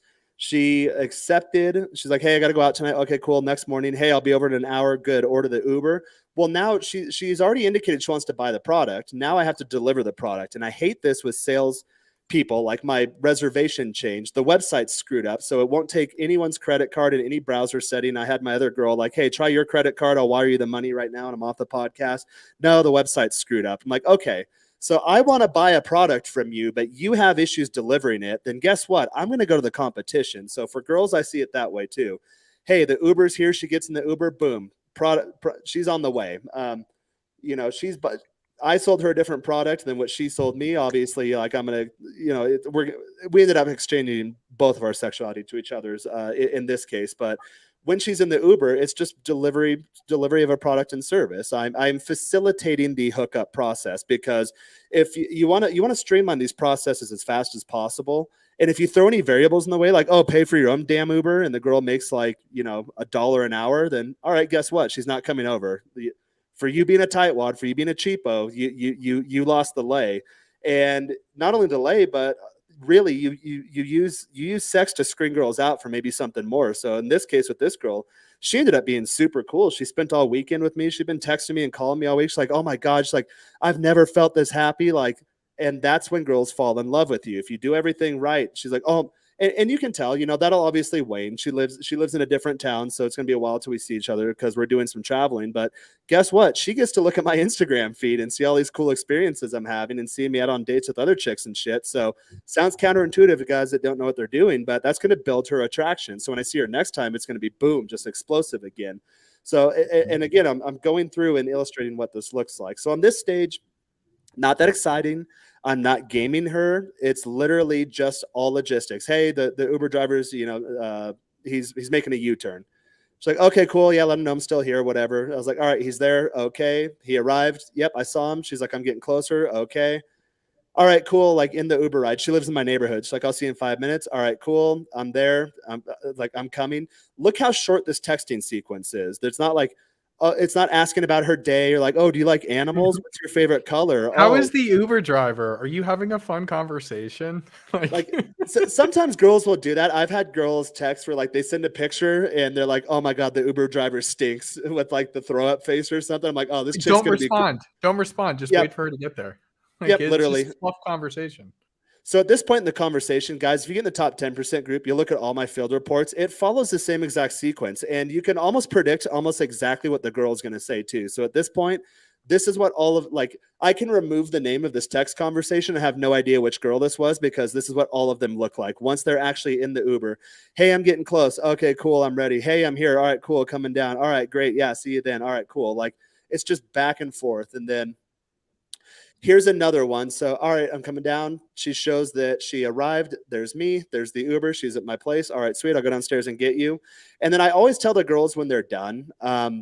So it looks like she arrived at 11:41. By 11:41 a.m. by 1:49 p.m. she was out of here. So she came over straight to smash. And then afterwards, I always tell them, hey, let me know when you make it home safely. She was here with doing family stuff too. So she's not from this town. She was here for work. She's in like a political position in another part of the country. Mexico's actually a pretty big country, which is cool because I live in the capital. So my favorite girls are these girls, like, hey, like, after I banged her, she spent the rest of the weekend with me, like, hey, like, I actually really, she's like, I know every girl says this, but seriously, like, I'm in a political position in my hometown and I'm a public figure and I don't do this stuff at all. People would recognize me immediately. And the guys there are gross. It's kind of more of an underdeveloped part of the country where the guys are more, the word they use in Spanish, I know it's not PC, is indigenous. So fuck it. I'll be honest about it. In Latin America, they're all racist. There's a caste system. So girls will not date guys that are darker skinned than them unless the guy's like an actor or like a model or something that really sets him above status wise. But even then, they're not physically attracted to guys that are darker skinned than them. So she's from a state where it's like all indigenous. There's like very few people that even speak the Spanish language. So that's why I was like, I believed her. Like, she didn't really meet anyone. And the night before, I was like, how was the party? And she told me, she's like, oh, it was a dud. She's like, I wanted to go with you. She's like, but my friends were really excited to see me. And she's like, it was not fun at all. They're like, no cute guys there. Don't worry. And I'm like, all right. And usually if a girl hooks up the night before, you can tell there's like their vibes off. They feel a bit different. To be gross, they smell a bit different. So you can usually tell. And like, now she's like, no, the party fucking sucked. It's like, I was looking forward to seeing you. Like, all right, cool. So when she's done, and she was only here for like 2 hours the first time, she's like, all right, bye, little winky, kissy face. I'll text you later. She's like, oh, but send photos. Like, all right, cool. I started doing this now too, really to help out with field reports in the group, because you'll get guys like, there's no receipts. I'm like, dude, it's pretty obvious I banged the chick. So here we are in bed after we were done. You can get an idea. It's like, all right, yeah, let me know. Cool. And then she said she was going to like a family party or something. Oh, it skipped one of the screenshots. And then I said I want, or she said I want more of you, and I said oh yeah, me too, and with another girl. And then she's like, oh, okay, cool. So I primed her again. Like, the end goal for me is not to just hook up with a girl, it's to get more out of her. So I primed her for like a 3-way type situation with another girl that I'd recently met. And she's like, hey, talk to your friend already. I was like, all right, cool, I'll tell her. And she said, although she's like, I am down to watch a movie and bang deliciously, lento, slow, and romantically at the same time. And I said, ooh, I like that too. I'm actually quite romantic. So for the first time, like I said, always fast and furious. Like, get in there, do your work, like pound her out, like, give it to her like she hasn't had before. Especially guys, you should be in good shape. I'm a pretty big, strong guy. So like, there's not guys here that are built like me. So just another value add. She sends me a little selfie, always a good sign. She's like, oh, I'm ready. And I said, for me, and said, hey, enjoy your family party. And she said, yep, thanks. And then, yeah, so I misnumbered these. So I was like, enjoy your family party. Like, oh, is that for me? And then that's when she said, yeah, you and someone else talked to your friend already. And then my friend, like another bi chick, I'm like, hey, I was just with this chick. She says she's down. I'm like, we can see you later today or tomorrow morning. She's gonna spend the night for me before the new girl's flight in the afternoon. I said, she bangs super good and she's super cool, just like you. And she's like, all right, cool. She's like, I'm actually working, won't get off late, and I'm tired. So that didn't end up coming through. But like I said, I'm always trying to take it to the next step. So even though this girl banged and she sent me screenshots and, oh my God, it was so great. And she's been texting me all week. Even then, like, especially when her emotion's high, the higher her emotion is, the more she's willing to do for you. So you keep leading her. And eventually she'll get to the point. She usually won't get to the point ever where she says no unless you screw up and start doing simpy type beta shit, like over texting. You're like, oh, well, where do we stand? Or, oh, did he bang another guy last night? Like, guys, when you do volume, you can tell. like her energy's off if she's done any of these things. So what a lot of you got to do is just get out of your head. Here's a logistical, tactical textbook example of how you move the conversation along text wise. Sex is not the end all be all. Sex gets you in the door. I always think this too. When I played American football as a kid, the coach would always yell when you're doing like running drills from end zone to end zone, through it, not to it, through it, not to it. So it doesn't stop at sex. Sex is where the game starts. Then that's where you can get her doing favors and cooking dinner and giving you back massages and cleaning your house and having 3-ways and planning trips and all that stuff. That's where the game starts. It starts at sex. It doesn't end there. So that's my breakdown. The nice little visual. That is fantastic, Jaron. I have to say that was great. And being, I love how organized you are in your head when it comes to everything in your life, and especially with where is she too. and where is she going? Yep. Because we were talking to to Lloyd, the single guy, last week, couple weeks ago, whenever it was. Time flies. But when we were talking to him, he was talking about how to like break everything down into steps. I mean, I would argue that the game is the initial like getting that sex, but as you said, the real game, like if you beat the game once, then you move on to like you play it again on expert mode, and that is what you're talking about. Like this, and you is streamline. If you beat it once, then like remember like Super Mario Brothers. And like the first time, like, oh, this is so cool. Or like, I'm probably dating myself. But whatever video game, oh, it's so cool. And then you beat it once. And then you get to the point where like you can do it in your sleep. You know, all like the little controls and the tricks and the combos and all that stuff. And like you're not even really playing the game at that point. You're just running through the levels, which that's why I use Mario Brothers. Dude, that is literally what just happened. Flying through the level. That's how I do this. That literally just happened to me. Like I downloaded, because I've been talking about it. I mentioned a couple times. I got back into Yu-Gi-Oh! It was one of the things I loved as a child, and it's the 25th anniversary. So I downloaded Master Duel, which is like their electronic version of it. And I know the combos, I know the things. It's been years since I played, but like I know the stuff, and I am just ripping it. And I'm like going through the world qualifiers right now. And I'm like, this is so much fun and so cool because I've already been through this. I already know it. And so it's so much easier to pick up versus picking up something brand new. Yeah, and then every time you do it, you glean more insight and more experience. And you're like, oh, I can cut out this step, or like, hey, the conversation went there, it didn't need to, and then you just keep it on point and just move it along. That is fantastic. Oh, I love that. And then, Joel, like I said, do that in real life too. Like just what you saw in that text game, real life interactions too. Hey, where are you from? What are you doing? When are you free? Oh, cool. Yeah, let's do something. What'd you have in mind? 420 snacks and snuggles. When? Tomorrow. Can you do it this time? No, this time. It's all logistics. Just and guys, you have to assume attraction too. Like she's talking to you. She's in front of you. She's smiling. She's playing with her hair. A lot of guys get up in their own head. Like when I talk to a girl, I know that I'm making her day because there's just not a lot of guys like me around here. I can see it with my own 2 eyes. It's not me being arrogant. It's objectively true. So you know that when you talk to her, like you don't get hit on by guys like me every day. Yeah, there's some good looking gringos down here, but none of them speak Spanish. And even if they do, it's not at my level. Or if they speak it at my level, they don't have my level of game. Like I have no competition.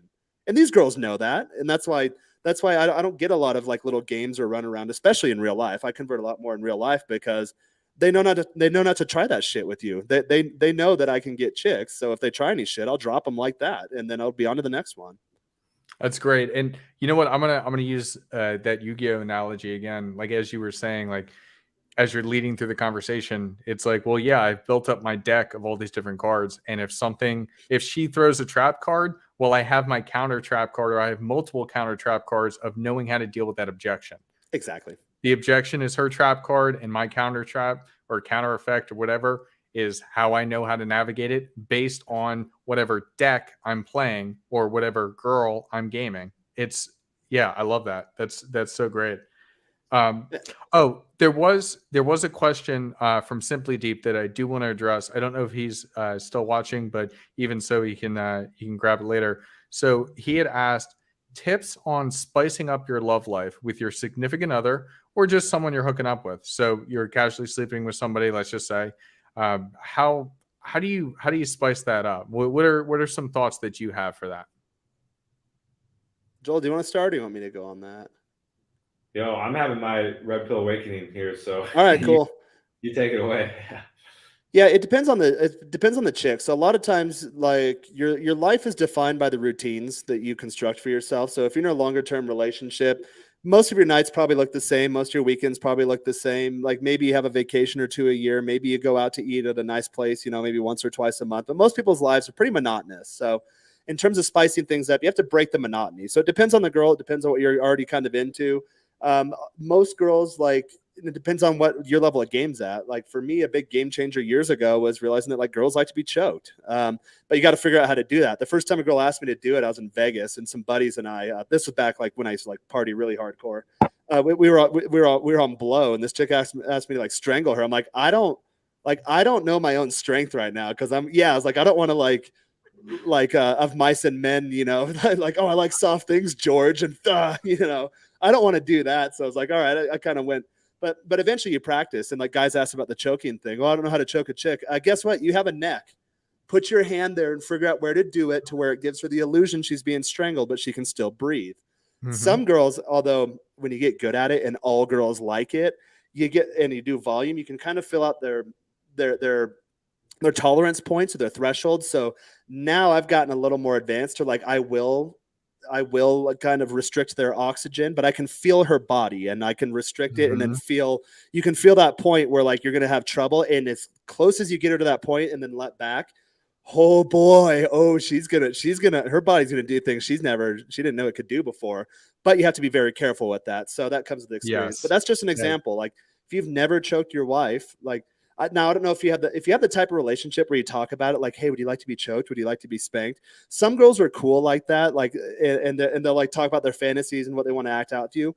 But if you're doing it from like a beta position, like, oh, we should do this. A lot of times, like, just kind of do it, and you can like don't go like like Kane from WWF wrestling back in the day, like, oh, the lifting the guy up in the air by the neck, but like kind of like definitely that's to massage on her neck.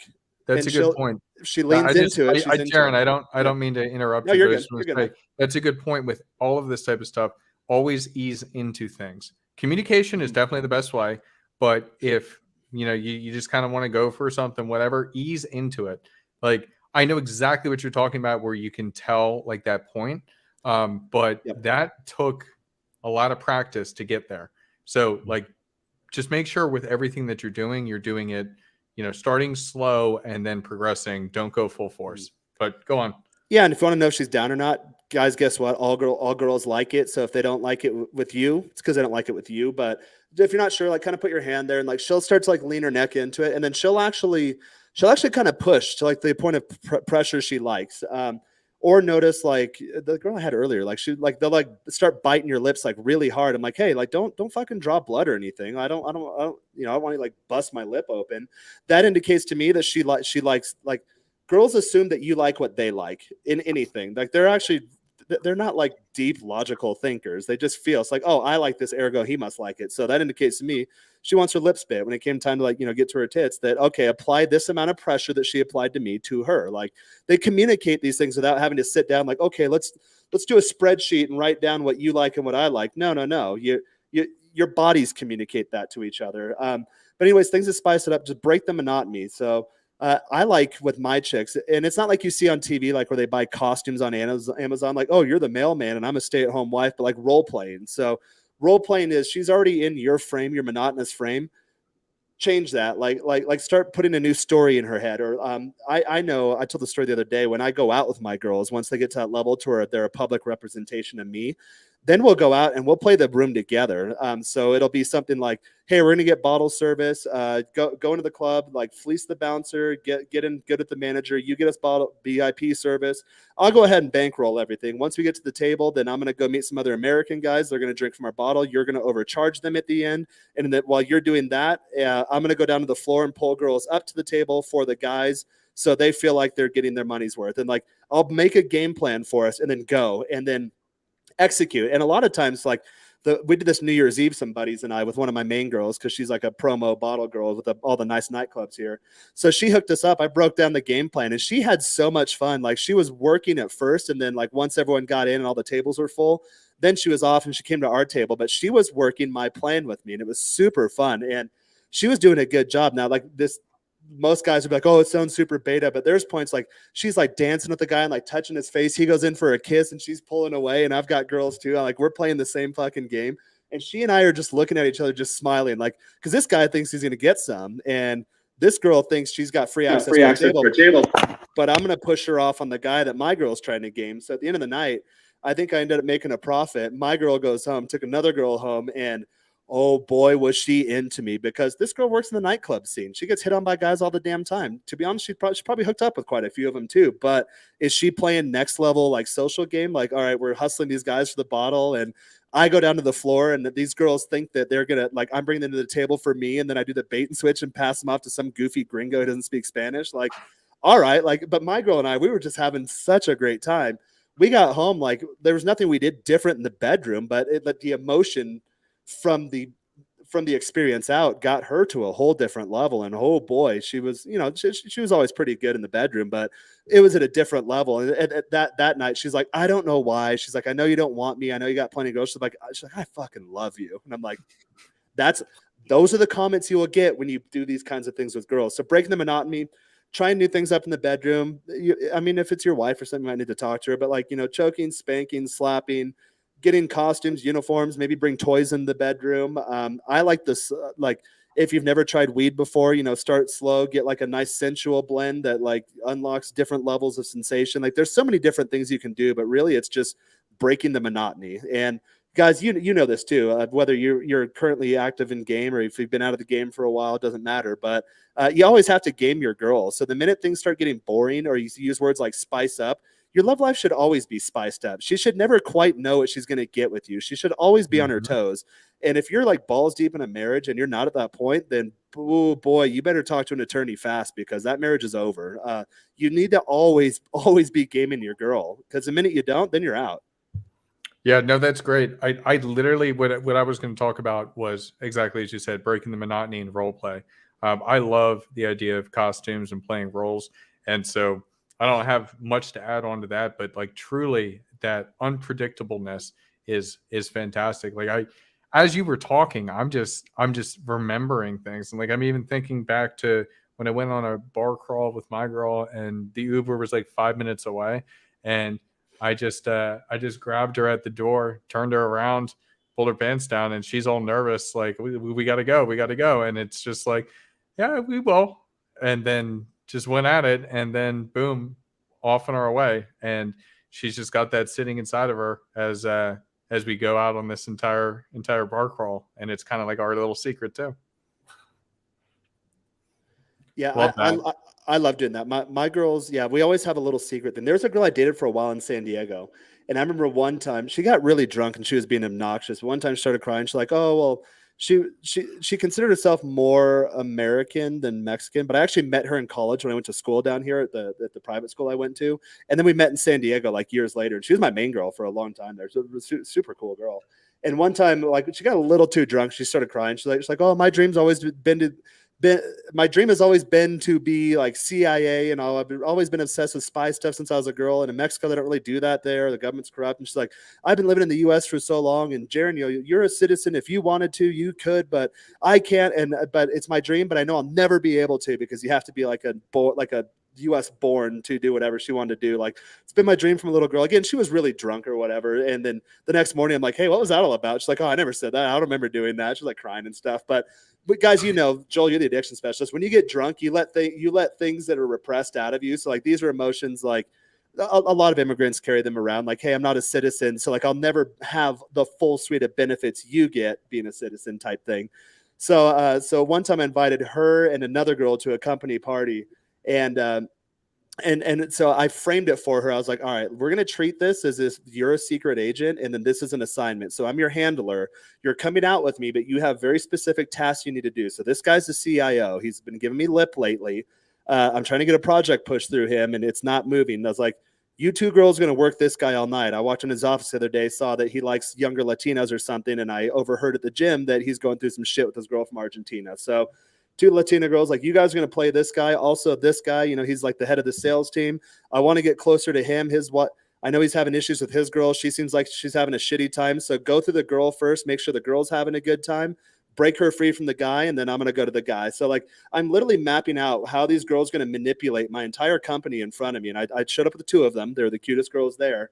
And then when we went out, it's almost like, all right, ready? You know your roles. All right, ready, scene, go, act. And oh my God, like girls love doing this stuff. Do you know why? Because they do this every day in their life. Girls are super manipulative. They're always playing you. They're always taking off one mask and putting a new mask on. So if you can be the guy, because they don't know what the hell they're doing. Like girls are kind of like the ocean. Like they change with the tides. They're literally fluid. If you look at their body shape, they're more round than guys. Like everything in nature indicates how women are. They're receptive and not penetrative. You can see that in their physical hardware. So if you're the guy, like they're just kind of lost. They're just floating around in the world. And when you're the guy that can take their innate ability for socialization, for manipulation, to gain attention, to make people feel good, and then put their feminine traits to use for your personal gain, then again, it takes it to a different level of attraction. And the girls, both those girls that night, there were girls that had stuck around with me for a long, long time because they're at a different level. Like most guys don't do that. Hey, I'm going to take you to a company party with a bunch of rich dudes and we're going to play them together. Who else is doing that? Oh, dude, I love that. I love that because Monday also morning high fives. Hey, Jaron. Oh, like Sea Level didn't know, like they knew who I was, but you know, I wasn't at their level. But after that, dude, like I was invited into every boardroom, all the lunches, all the trips. Like it helped me out. Yeah, no, it's fantastic. Your girl should help you out. Absolutely, and she should. Well, she should. She may not necessarily always. You may have to lead a little bit with that, but she should want to offer to do so. I mean, my girl had asked me a little bit ago, can you teach me video editing so I can do all your clips? It ended up, the software I showed her ended up being a little too complicated for her, but she wants to do those things. Like, I haven't done laundry in 2.5 years. I haven't done food shopping in 2.5 years. These are time wasters to me, and she takes care of them. So your girl should be, as we always say, a complement to your life. There is a yin and yang with everything. I love that example that you were talking about, Jaron, where it's, it flows like water, like emotions and the way they act flows like water. And like, you direct it. Yeah. And you direct it, be the director. And it is so cool because when you become the director, they enjoy it. You enjoy it. Some beautiful, beautiful things can happen. And that's the same thing with all these like sales funnels with texting. Is like you're the director of what this is going to be.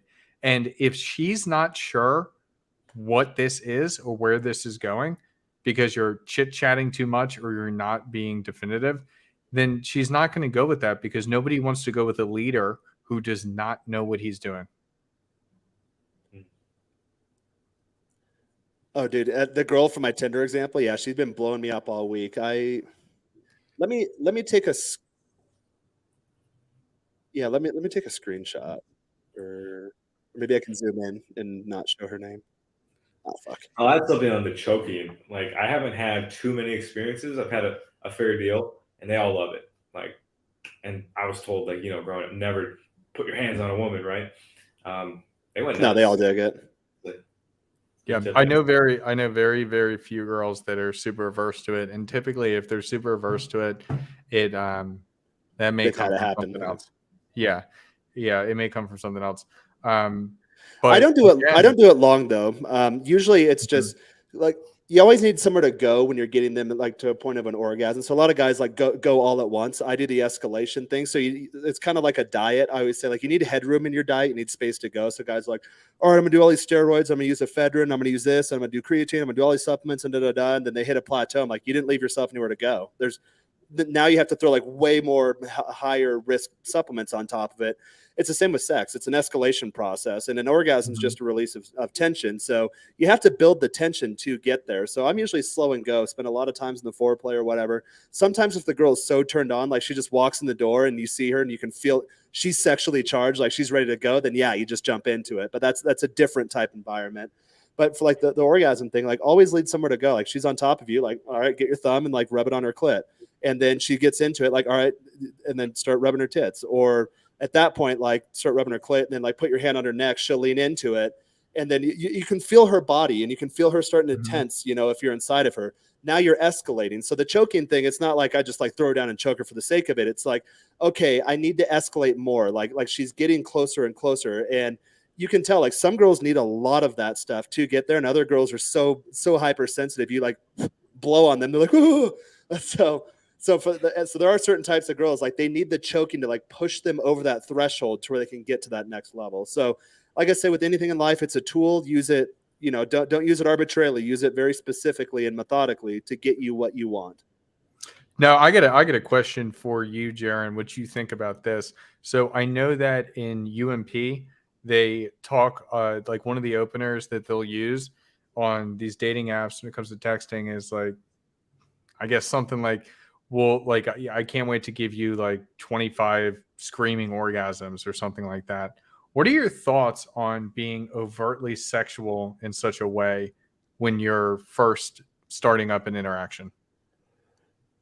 I think it really depends on the type of the girl or the market you're in. I know there's guys that sit on both sides of the fence. For me, there's no definitive answer. It's really me just feeling out the girl. So the girl I gave in the Tinder example, like now she's texting me and stuff, and she's talking about stuff like, oh, I can't wait to have another girl with you. I actually dreamed about another girl last night. Like I put that thought in her head, and mixed with the high emotion she had for me at the time, it's now taking life within her. And she's mentioned the last couple of days, oh, I can't wait to bang you again. Oh, I want to do it outside in the forest. Like, oh, it'll be savage. Like I'm reading through these conversations since then. So at that point, yeah, she's ready. She's ready to go. So if I haven't felt out the girl yet, then I'll still leave breadcrumbs for her to logically go there. That's why I like 420 snacks and snuggles, because a girl knows what that means. They know that smoking weed makes you more sensitive to touch. They know what snuggles means. Like obviously you snuggle after you have sex. So it already puts that seed in her head. So if she catches onto that conversational thread and she's giving life to it, then yeah, I'll pour more water on it too, so we can let that thing flourish a lot faster. But if she's kind of on the fence, or if she pulls back, she's like, oh, I don't know, or she meets you with an objection, or she changes the conversation, then maybe I won't be as overt about it. I'm also very overt too. Like if a girl's trying to play games like flakes or something like that. I had a Brazilian girl a couple of weeks ago flake on me and then disappeared. I didn't respond to her, left her on red. She reached out to me yesterday and she's like, oh, hey, have you taken any nudes lately? Or like, have you had sex with anyone lately? I was like, yeah, I'm always banging chicks. What are you talking about? And she's like, oh, did he record it? I'm like, yeah, I got some videos. And then she's like, oh, cool. Can I see? I was like, no. I was like, let me know when you're going to come over and we'll record a video together. She's like, oh, I just want to see. I just want to see. Didn't mention she flaked on me or anything. She knows she flaked on me. Like these chicks they're not that dumb. And I was like, listen, you know what? I'm pretty busy. I got a lot going on. You know, we agreed to meet up and record one together. You keep asking me for videos. Like, and this is my line I do when girls are dicking around or screwing around is, let me know when you're free in the moment and I'll order you an Uber if I'm also free, which means like, now there's no possibility for dates. There's no going out. There's no whatever. You put her in a tighter box. Like put her in the doghouse. You're coming straight over, or I'm not even responding to you. And those girls usually come around. And again, that's because she's screwing around with a bunch of other guys. And a lot of times, maybe she doesn't mean she's hooking up with one of them. She could just want attention. She could just be bored. A lot of girls, they'll text you, hey, what are you doing? Oh, I'm at the waiting room in the airport. Okay, you're bored. You're not logistically, you're not in a position to meet up with me. Like you're just looking for attention. So like, I'm just not going to text you back at that point. And I always do that. Okay, cool. Like, let me know when you're free to hang out. And then I just don't open them until they reach back. Hey, I'm free tomorrow. I'm free whenever. Good stuff. Good stuff. Yeah, no, personally, I like how you put it, leave breadcrumbs instead of being like completely overt, because the breadcrumbs can paint a picture in her mind of what things are. And also I think that when you lead too overtly, then you're setting an expectation that if you fail that expectation, it's not going to go well. You're not going to see her again. So one of the other things I wanted to touch on from before I had it written down is the timing of text. So essentially, I've done this with guys over and over and over again. Like they'll be having conversation with a girl and then she does not respond. And it's like the next day, and then they're hitting me up and they're saying, okay, do I text her again? Do I text her today? Do I wait one more day? Like, what do I do? Understand that in that moment, the lead itself and the interest level could be lower, or she could be in her own head and she could be nervous. And I've seen that time and time again. And it's actually how I met the girl that I'm with now, because when I was talking to her, it was a Saturday and she stopped responding when I asked for her phone number. And so I waited, and I had other things I was juggling. So I just was like, whatever, maybe it's dead. And what do you know? Come Wednesday, so Sunday, Monday, Tuesday, Wednesday, 4 days later, I get the phone number out of the blue. I get the text message. Same thing happened with a buddy I was just talking to last week, and he had texted this girl talking to her on like a Sunday and didn't hear anything from her, and then she responded on a Thursday. So you got Monday, Tuesday, Wednesday, Thursday, same thing, 4 days. Some girls just get nervous. That's just a fact of it. And if you put it out on the table, the product, the offer being you, and she doesn't want to accept it right away, you don't have to pull it back or always respond to every single text message and keep chasing. You can just leave it on the table. It's like, hey, I put the offer out there, leave it on the table. And a lot of times when you put a really good offer on the table, people start to think about it and they second guess themselves, and then they want to take the offer because they know it may not be there again. Again, it's sales. Yeah, I always say when it comes to game, less really is more. Oh, echo, feedback. Less is more when it really comes down to it. Like all you have to do, because like you said, the water analogy, she's all over the place, and all you have to do is put containers up. There's the Red Pill site back in the day, Return of Kings. There's a good article years ago, like 10 years ago, I think I used to read that site. Is about the girls are like water, and you need to be the glass. You need to contain them. And that's a good way of looking at it. So you just put parameters in place, and when she chooses, she will go ahead and direct her flow, her energy towards that. But yeah, the over pursuing, the over texting, the back and forth. When are we going to see each other? Oh, I can't today. Or I have had plenty of cool girls come through where like really they're busy, or it's like the timing's just not good. Not only is it not good for her nor for me. Like I'll be traveling these next few weeks, so obviously, like when I'm going to be in Europe, I'm not going to be texting girls in Mexico City. Like I'll probably leave a lot of them on red because I'll be busy doing stuff. And as a guy with a lot of options, it gets annoying too. Like when a girl over texts me, I have one from the other day, and I actually really dug the girl, but she. Oh, yo, I got one for you. Yeah. So dude, look at this. Like she's like, oh my God, she is just going.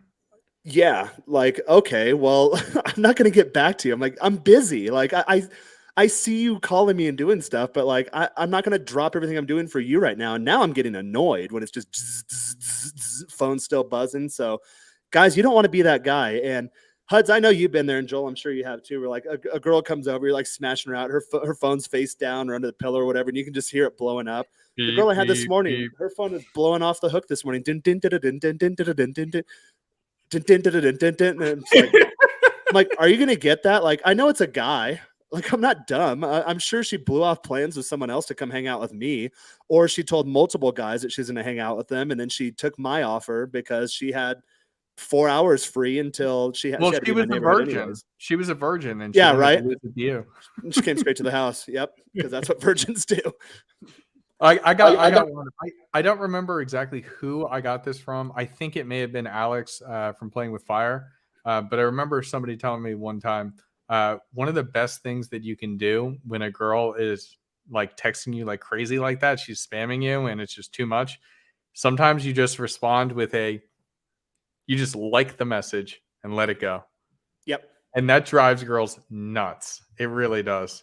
I do the thumbs up emoji. Yep. Just because if she's giving you nothing and then you're just like, it's more like I acknowledge I heard what you said. Yeah. And then they're like, it kind of like short circuits. It gets the hamster going, and then it can move some things forward. Like, especially if the leads are starting to get a little bit dead, or she is just like, well, what about Tuesday? Oh, I can't do Tuesday. I got this, that, and the third. Okay, well, what about Wednesday? I'm not sure yet. Thursday? Well, I'm going to have to see. And then you just thumb it up. And then she realizes, hey, I'm giving you this offer. You're not taking it. It's up to you now. You figure it out. If you want it, you want it. If you don't, you don't. Exactly. I was scrolling through looking for one I had earlier today where the girl, she wasn't on my plan or wasn't on the same page as me, and she said something. I left her on red, and then she texted back like, "Hey, can I see you? Can I see you tomorrow?" And it was like a week after I left her on red, and then all of a sudden she's coming around. So it doesn't matter what's going on in her life. She has a million things going around. Happens. It always happens. I swear to God, like patience is the phrase patience is a virtue is more true in dating than anything else, because the one who can wait and sit on the sidelines, they tend to have the most power. Like, you have the offer, it's up for them to take it, and they start to think about it, and they start to realize, and especially when they meet somebody like Jaren, they are going to meet other guys and compare every one of those guys to Jaren. Yep. That's what it is. That is exactly it. And she'll usually pick the best one. And best one it's not objective. So you get guys like, oh, I'm this race, or I'm not that tall, or I have this issue, or I don't make a lot of money. Girls don't give a shit about that. They care about how you make them feel. And you'll make them feel stronger emotions of attraction when you're not beating around the bush, when you're not screwing around. Like, no, you're coming straight to the house. Oh, let's meet halfway. I was like, you know what? I'm busy. You know the deal. Like, let me know if you're down or not. Well, that builds attraction in her, because not every guy is doing that. And women are not used to being rejected either, because that is a self-rejection. And when they get self-rejected back, it makes them think like, well, why is this guy different? Why is this guy like, he's not willing to just come meet me? He's not willing to take me out to a fancy dinner. Every other guy does. Like, what's so special about him? Yeah, that's exactly it. And that's where girls actually start building emotion and falling in love with you, because for somehow I believe they convince themselves like, well, with all the other guys, I make them take me out to fancy restaurants, and a lot of times it's just pity sex, and it's transactional, because she has to get something on the front end before she gives it to you. And I'm very clear about that. Especially where I live, a lot of girls, like they're more attracted to foreigners, and they try to fleece them. So I always, as a guy, like I always have to have that in the back of my head. Like, does she actually like me, or is she trying to fleece me? Well, the quickest way to figure that out is a girl that comes straight over the house, gives you no hesitation, is like head over heels nuts about you before you've given her a damn thing. That means like she likes you. She's attracted to you. And then once you do that, you establish that cadence, then she starts getting the benefits. I have no problem taking my girls out or on vacation or flying them out or doing whatever, but you have to get to that point, because for me, how do I know you're not just like any other girl? It's like, oh, foreigner. They look at us with the dollar signs in their eyes and think we're walking ATM. And a lot of guys abroad, especially abroad, have those experiences. So it's the same as a girl. She has to know immediately, is this guy weird? Does he know what he's doing? And is there a safety issue before she agrees to meet up, even in public, much more coming straight to the house. So that's why, guys, you got to get that figured out. And it's not like a conversation like we're having now you can have with your buddies. Girls don't work that way. They work all on feelings. So you just have to know what to do. And if you don't know what to do and you screw it up, a lot of guys get frustrated. They ask her like, oh, what's wrong? What'd I do? She doesn't know. She just knows that her emotions changed, and those feel good emotions are now not so feel good emotions. That's a really good point. Sometimes they don't even know. Like, we are as men, we are problem solvers, and we are very logical thinking, but women don't function the same way. So sometimes they really don't know what happened, so they can't answer the question. And then we get frustrated because it's like, well, I'm just asking you a question. Just tell me what, so like I can get better. But like sometimes they just don't know. Yeah, that's exactly it. And then they'll get frustrated too, especially if you push them like, hey, what's going on? Everything was good. What are we doing? And she wants to like you, but she doesn't have those feelings anymore, and she doesn't know why. And like sometimes it'll drive her nuts. I say on my channel all the time, I'll get to the point where I simultaneously feel like I'm overworking and not working hard enough at the same time. So then I'll give myself a break, and then I feel guilty when I'm on the break. And then when I come back to work, I'm like, oh, I wish I had more breaks. So it's kind of one of those things. It's like I'm just kind of off. Like, okay, like I know objectively I've been working hard. I should take a break because I need balance in my life. But like there's a disconnect there. And a lot of times girls find themselves in those situations too. Like, hey, everything was really good with Jaren, and we were hitting it off, and like, oh my God, we were moving forward. And then all of a sudden, like something happened, like just the feeling changed. And a lot of times guys like, oh, I want to know, because obviously you want to go back, you want to troubleshoot, and you want to make sure you don't do it again. But if she doesn't know, you're not going to get that feedback. And then sometimes you just got to, learn to let them loose. Yeah, you just got to let it go. Throw them back to the wild. Go ahead. Oh, I said, throw them back to the wild, give them back to the game. Yeah. I have to say too, then when you also try and push, you're just going to scare her away because she doesn't know why her emotions changed. And then you're pressing her and she's already made her decision. And then she's going to fold into herself even more. It's just not worth it. Yeah. Meet distance with distance. Silence is met with more silence. And then your presence it's a reward. It's a benefit. It's a prize. So if she doesn't respond to a text, then guess what? You don't text her back, and let her feel that silence. Because guess what? Every other guy's hitting her up, and she's like, oh, like kind of like I showed all the missed calls I had from that one girl. She's like, oh, this guy, and like, oh, this one, or oh, like she's not thinking this, like, oh, these losers, but I get it's the same thing for us. There's like when I post guitar reels, I'll get like little kissy faces from girls I'm not attracted to at all. For me, it's like, okay, yeah, it's flattering. Like, I'm glad you dig it, but like, I'm not going to go out with you. Just kind of like, oh, or dude, I love the groupies. It's yeah. Aren't they fun?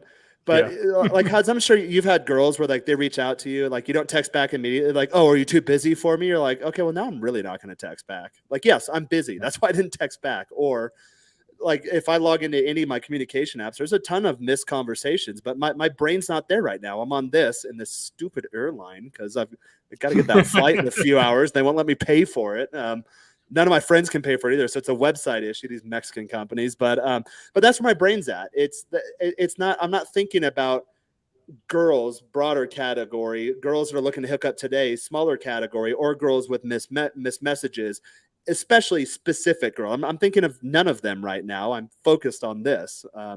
So you have to realize that girls are kind of like that too. They just kind of go, they're not really planners. They kind of go with the wind or on a whim. And then all of a sudden you're pushing, you're pressuring. Well, yeah, it's going to turn her off. That's going to push her to someone else or somewhere else. Yeah, no, that's fantastic. Well, we've been going for like 2 hours now. I think I came up quick.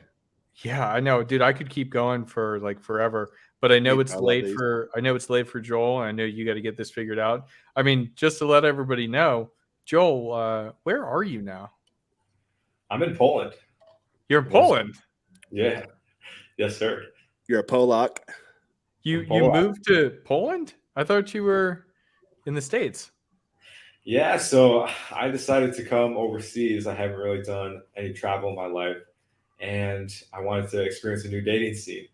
And so, guys, thank you for this podcast. I feel like I was more of a viewer on this one. Jaron, especially, thank you, because I learned so much just listening to you guys talk about things, and my mind's just been going off to all these different approaches I've had, all these different Tinder experiences where I didn't do what you guys said and it didn't work out. So I have a lot to think about, and I'm really excited to implement this stuff, especially in a new country with just gorgeous women. It's insane. Like I was telling a buddy today, like I'm from Madison, Wisconsin. It would be rare to see maybe 2 girls like this good looking that are walking around in a week, and you see one every 30 seconds. Oh man, unreal. Yep. So yeah, got a lot of work to do, and I'm excited, and that's why this channel is here to keep leveling up. I'm going to be doing the same thing. So it's painful, guys, if you're new to it. I know, but one day you might get to where Jaron and Huds are, and you get to talk about this and just kind of, it's almost just second nature to you guys at this point. It sounds like.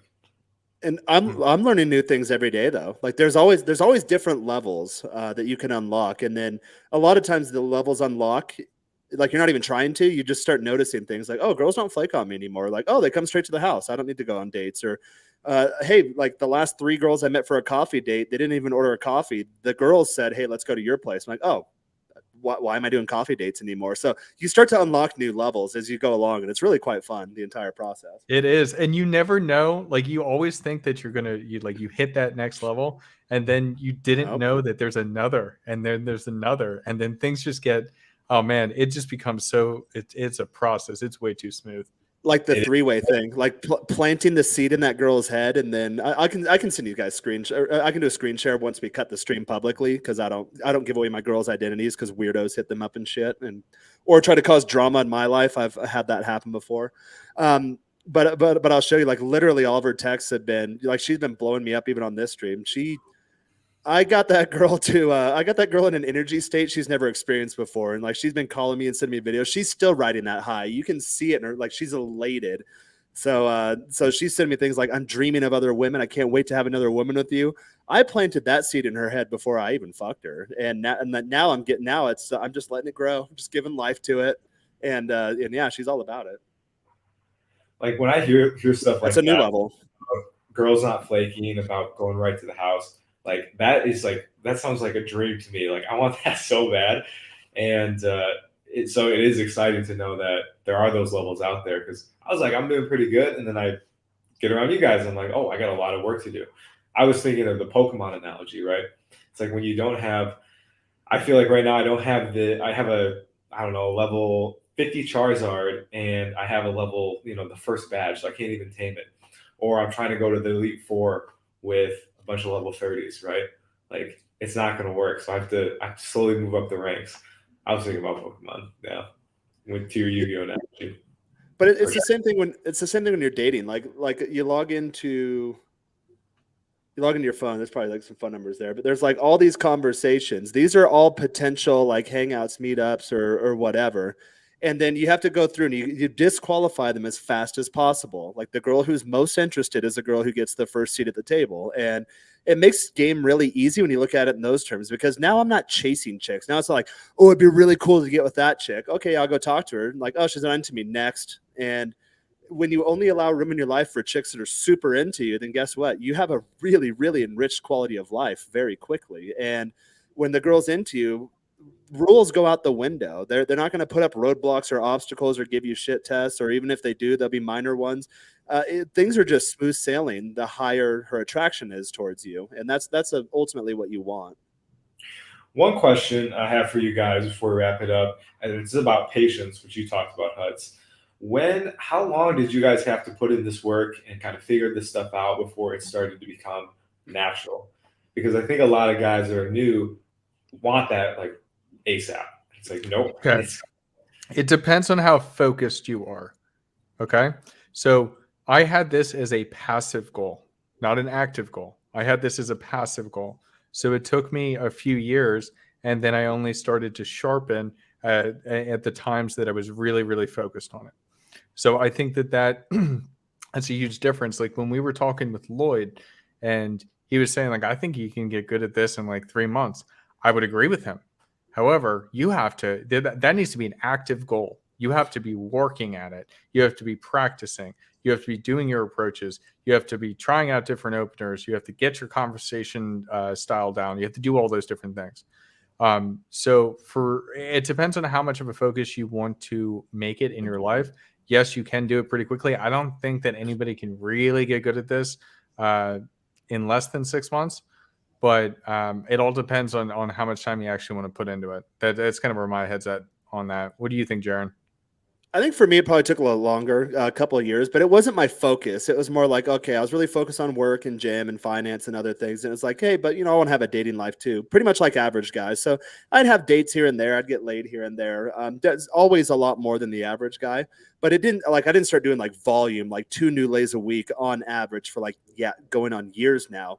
That you just start to unlock levels, and you find yourself in a situation like, oh my God, all of a sudden this is way easier, because you screw up along the way, and when you screw up, you learn from those screw ups. For example, the Uber thing that first happened to me in Latin America a few years ago when I was in El Salvador.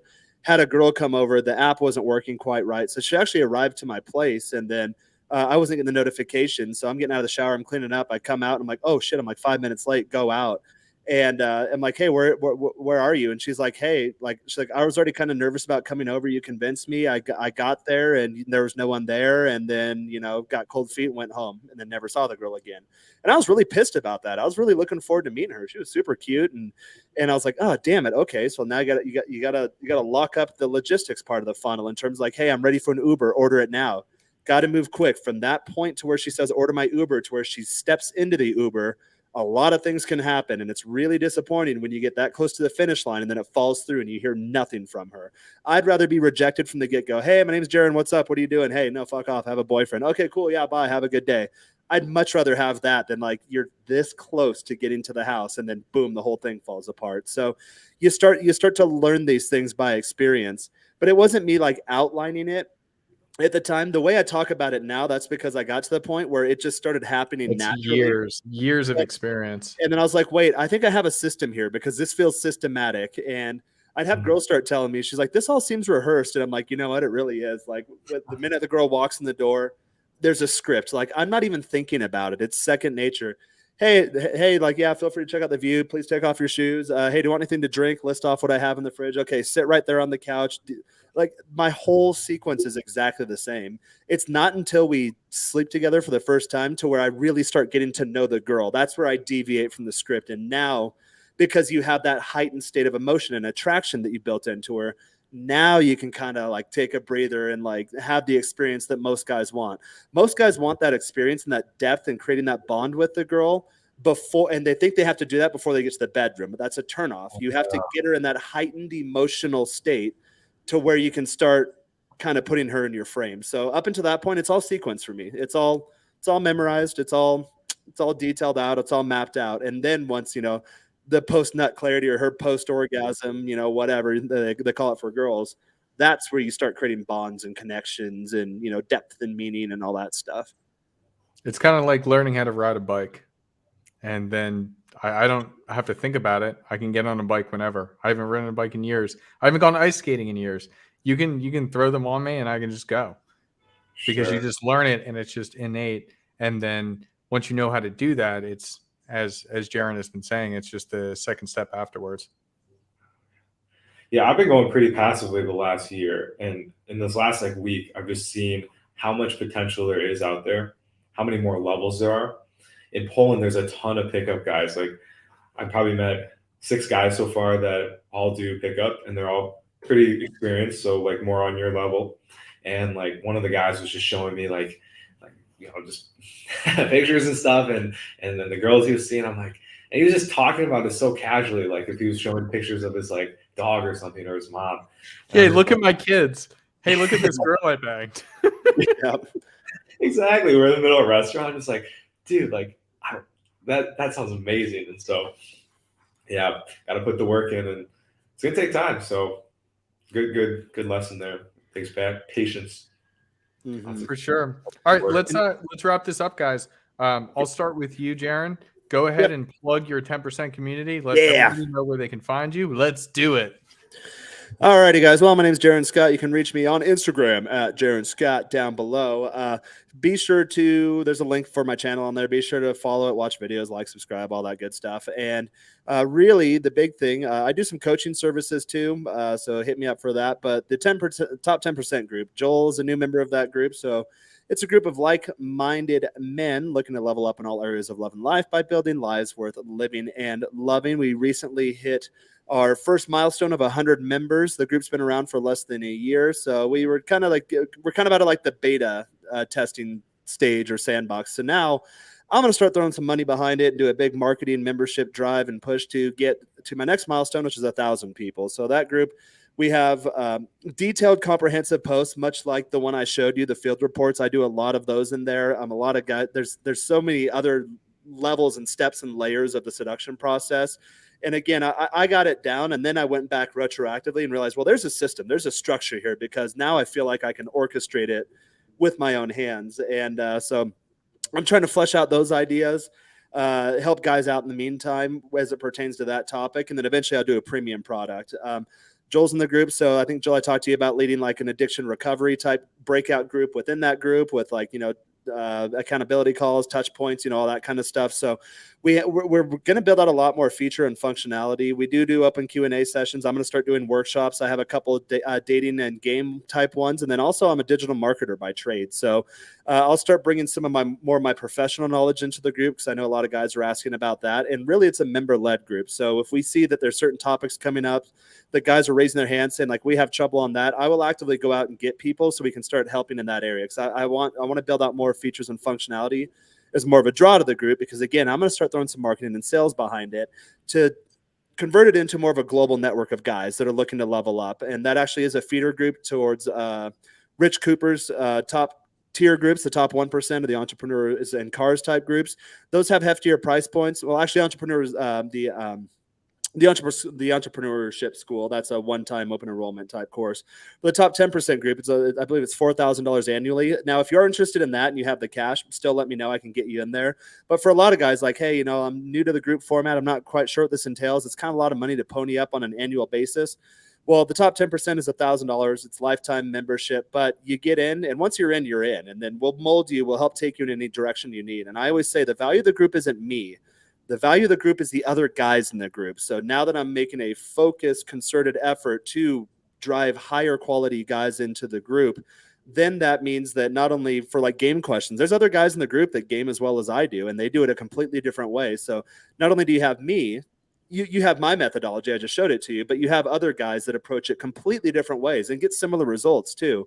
Now what you can do is you can take things that I say and take things that Renegade Wingman says and take things that Moff says, or glean things from other guys in the group and put together your own blueprint. And that is the value of the group. And again, it's not just all about game. We talk about business topics, personal finance topics, investing, fitness, health, general, whatever. We have a couple of divorce guys in there, so we're going to create a divorce support group in there. And really, if you're like, hey, you know what, I already kind of know everything, but I want to help other guys out, guess what? We're looking for emerging mentors too. So sign up for the group, get in there, share your knowledge, and, get some younger guys that are in the group that need some guidance in certain paths in their lives. And I'm actually starting to use the group to find guys, to hire employees. Like, hey, you know what? It's hard finding good VNAs, but there's young guys in there that thought they were at least worth $1,000 to invest in themselves. You know what, that they think they're worth it. I think they're worth it too. I'll give them a shot to do some work for me. And I've had very good experiences doing that. So really it's a group for guys that you don't want to deal with normies or like your blue pill people or your wokest type people. Like, it's a group that doesn't have any of that. So that alone, I think, is worth $1,000. But I always tell guys too, because I'll get guys that'll reach out and they'll get you on a call and they're like, yeah, dude, I'm definitely going to join. Like, oh, I don't see the value in it. I was like, listen, man, if you don't think you're worth $1,000, then we don't want you in there. I think I'm worth a lot, and I spend a lot of money on my own personal development. I spend tens of thousands of dollars a year on coaching and mentor and coaches and certifications and courses and all that stuff. So I think I'm worth it. And guess what? When you think you're worth it, you get an ROI on your investment. It's usually very big and very quickly. So if you're at that level, if you think you want to start living life like I do, like Joel does, like, Joel, you're one of my coaching clients not even that long ago. Like, at first, I think I talked to you. You're like, oh, hey, like, it'd be cool to live a lifestyle like you. And I'm like, hey, guys, I'm in Poland. So, like, once you realize the process is, you have to realize it's possible. Then you have to figure out how to do it. And then you actually have to do it. Like, it's a 3-step process, and it's really easy. So, like, you see guys like us, we're doing it. When you get into the group, that's where we show you how to do it and then give you a little kick in the ass so you actually do it. So if you're at that point in your life where you're actually serious about leveling up and you think you're worth it, definitely join the group. If you're like, hey, you know what, like, I'm mediocre, I'm cool, living a complacent life, banging the same chick, how do I spice things up in the bedroom, like, type questions. No offense towards you directly, but I get a lot of guys like that, like, no, I'm good where I'm at. And then you bitch about like why you're not moving forward in life. If that's cool, stay on the fence, stay on the outside, enjoy these public streams. But if you really want to take it to the next level and be the architect of your own universe, again, top 10% group at Jaron Scott. I'll let you in there. We have a lot of cool stuff we're building, and it's only going to get better as we go. I like that. Join the top 10% group to be the architect of your own universe. Yeah, beautiful. You see the way I break things down. I do that with everything in my life. I'm really quite kind of a weirdo, almost a psychopath from what I've been told from chicks, but whatever. It works. Yeah, whatever. Yeah. Joel, you got anything you want to plug right now? Yeah, guys, follow Sobriety University on YouTube. It's going to have a bunch of addictive content, quitting certain substances. I have interviews with both Jaron and Huds on it, and you guys both brought a really cool perspective to the channel that has really opened my mind. And yeah, guys, join the 10% group. I just hopped in, and it's really cool to be connecting with people that are like-minded. My kind of mantra is you become the 5 people that you surround yourself with. So if you're not surrounding yourself with like-minded people that are also encouraging growth and just expansion in your life, then you're probably gonna getting stuck. So yeah, guys, definitely join that. Jaron, really appreciate you coming on the channel. This was awesome to hear. I feel like I owe you a few bucks for this coaching session, but I'll add it. Feel free to donate. Yeah, I need a donate tab too. No, dude, you're good. We'll hang out when I'm out in Europe too. Let's figure out like somewhere to link up. Get like a cheap Ryanair flight or EasyJet, and we'll hang out somewhere. Good stuff. All right. So last, just if you guys want, like a lot of this was Jaron showing his stuff and talking about his perspective. If you do want to book a consult with me and go through some of this stuff and get deeper into my head, because like literally I cater everything to you. So if you got specific problems, I can solve them. Down below, I put it there. If you want to book something through Calendly, or if you want to just grab me on Instagram, there's a link tree there that'll bring you to it.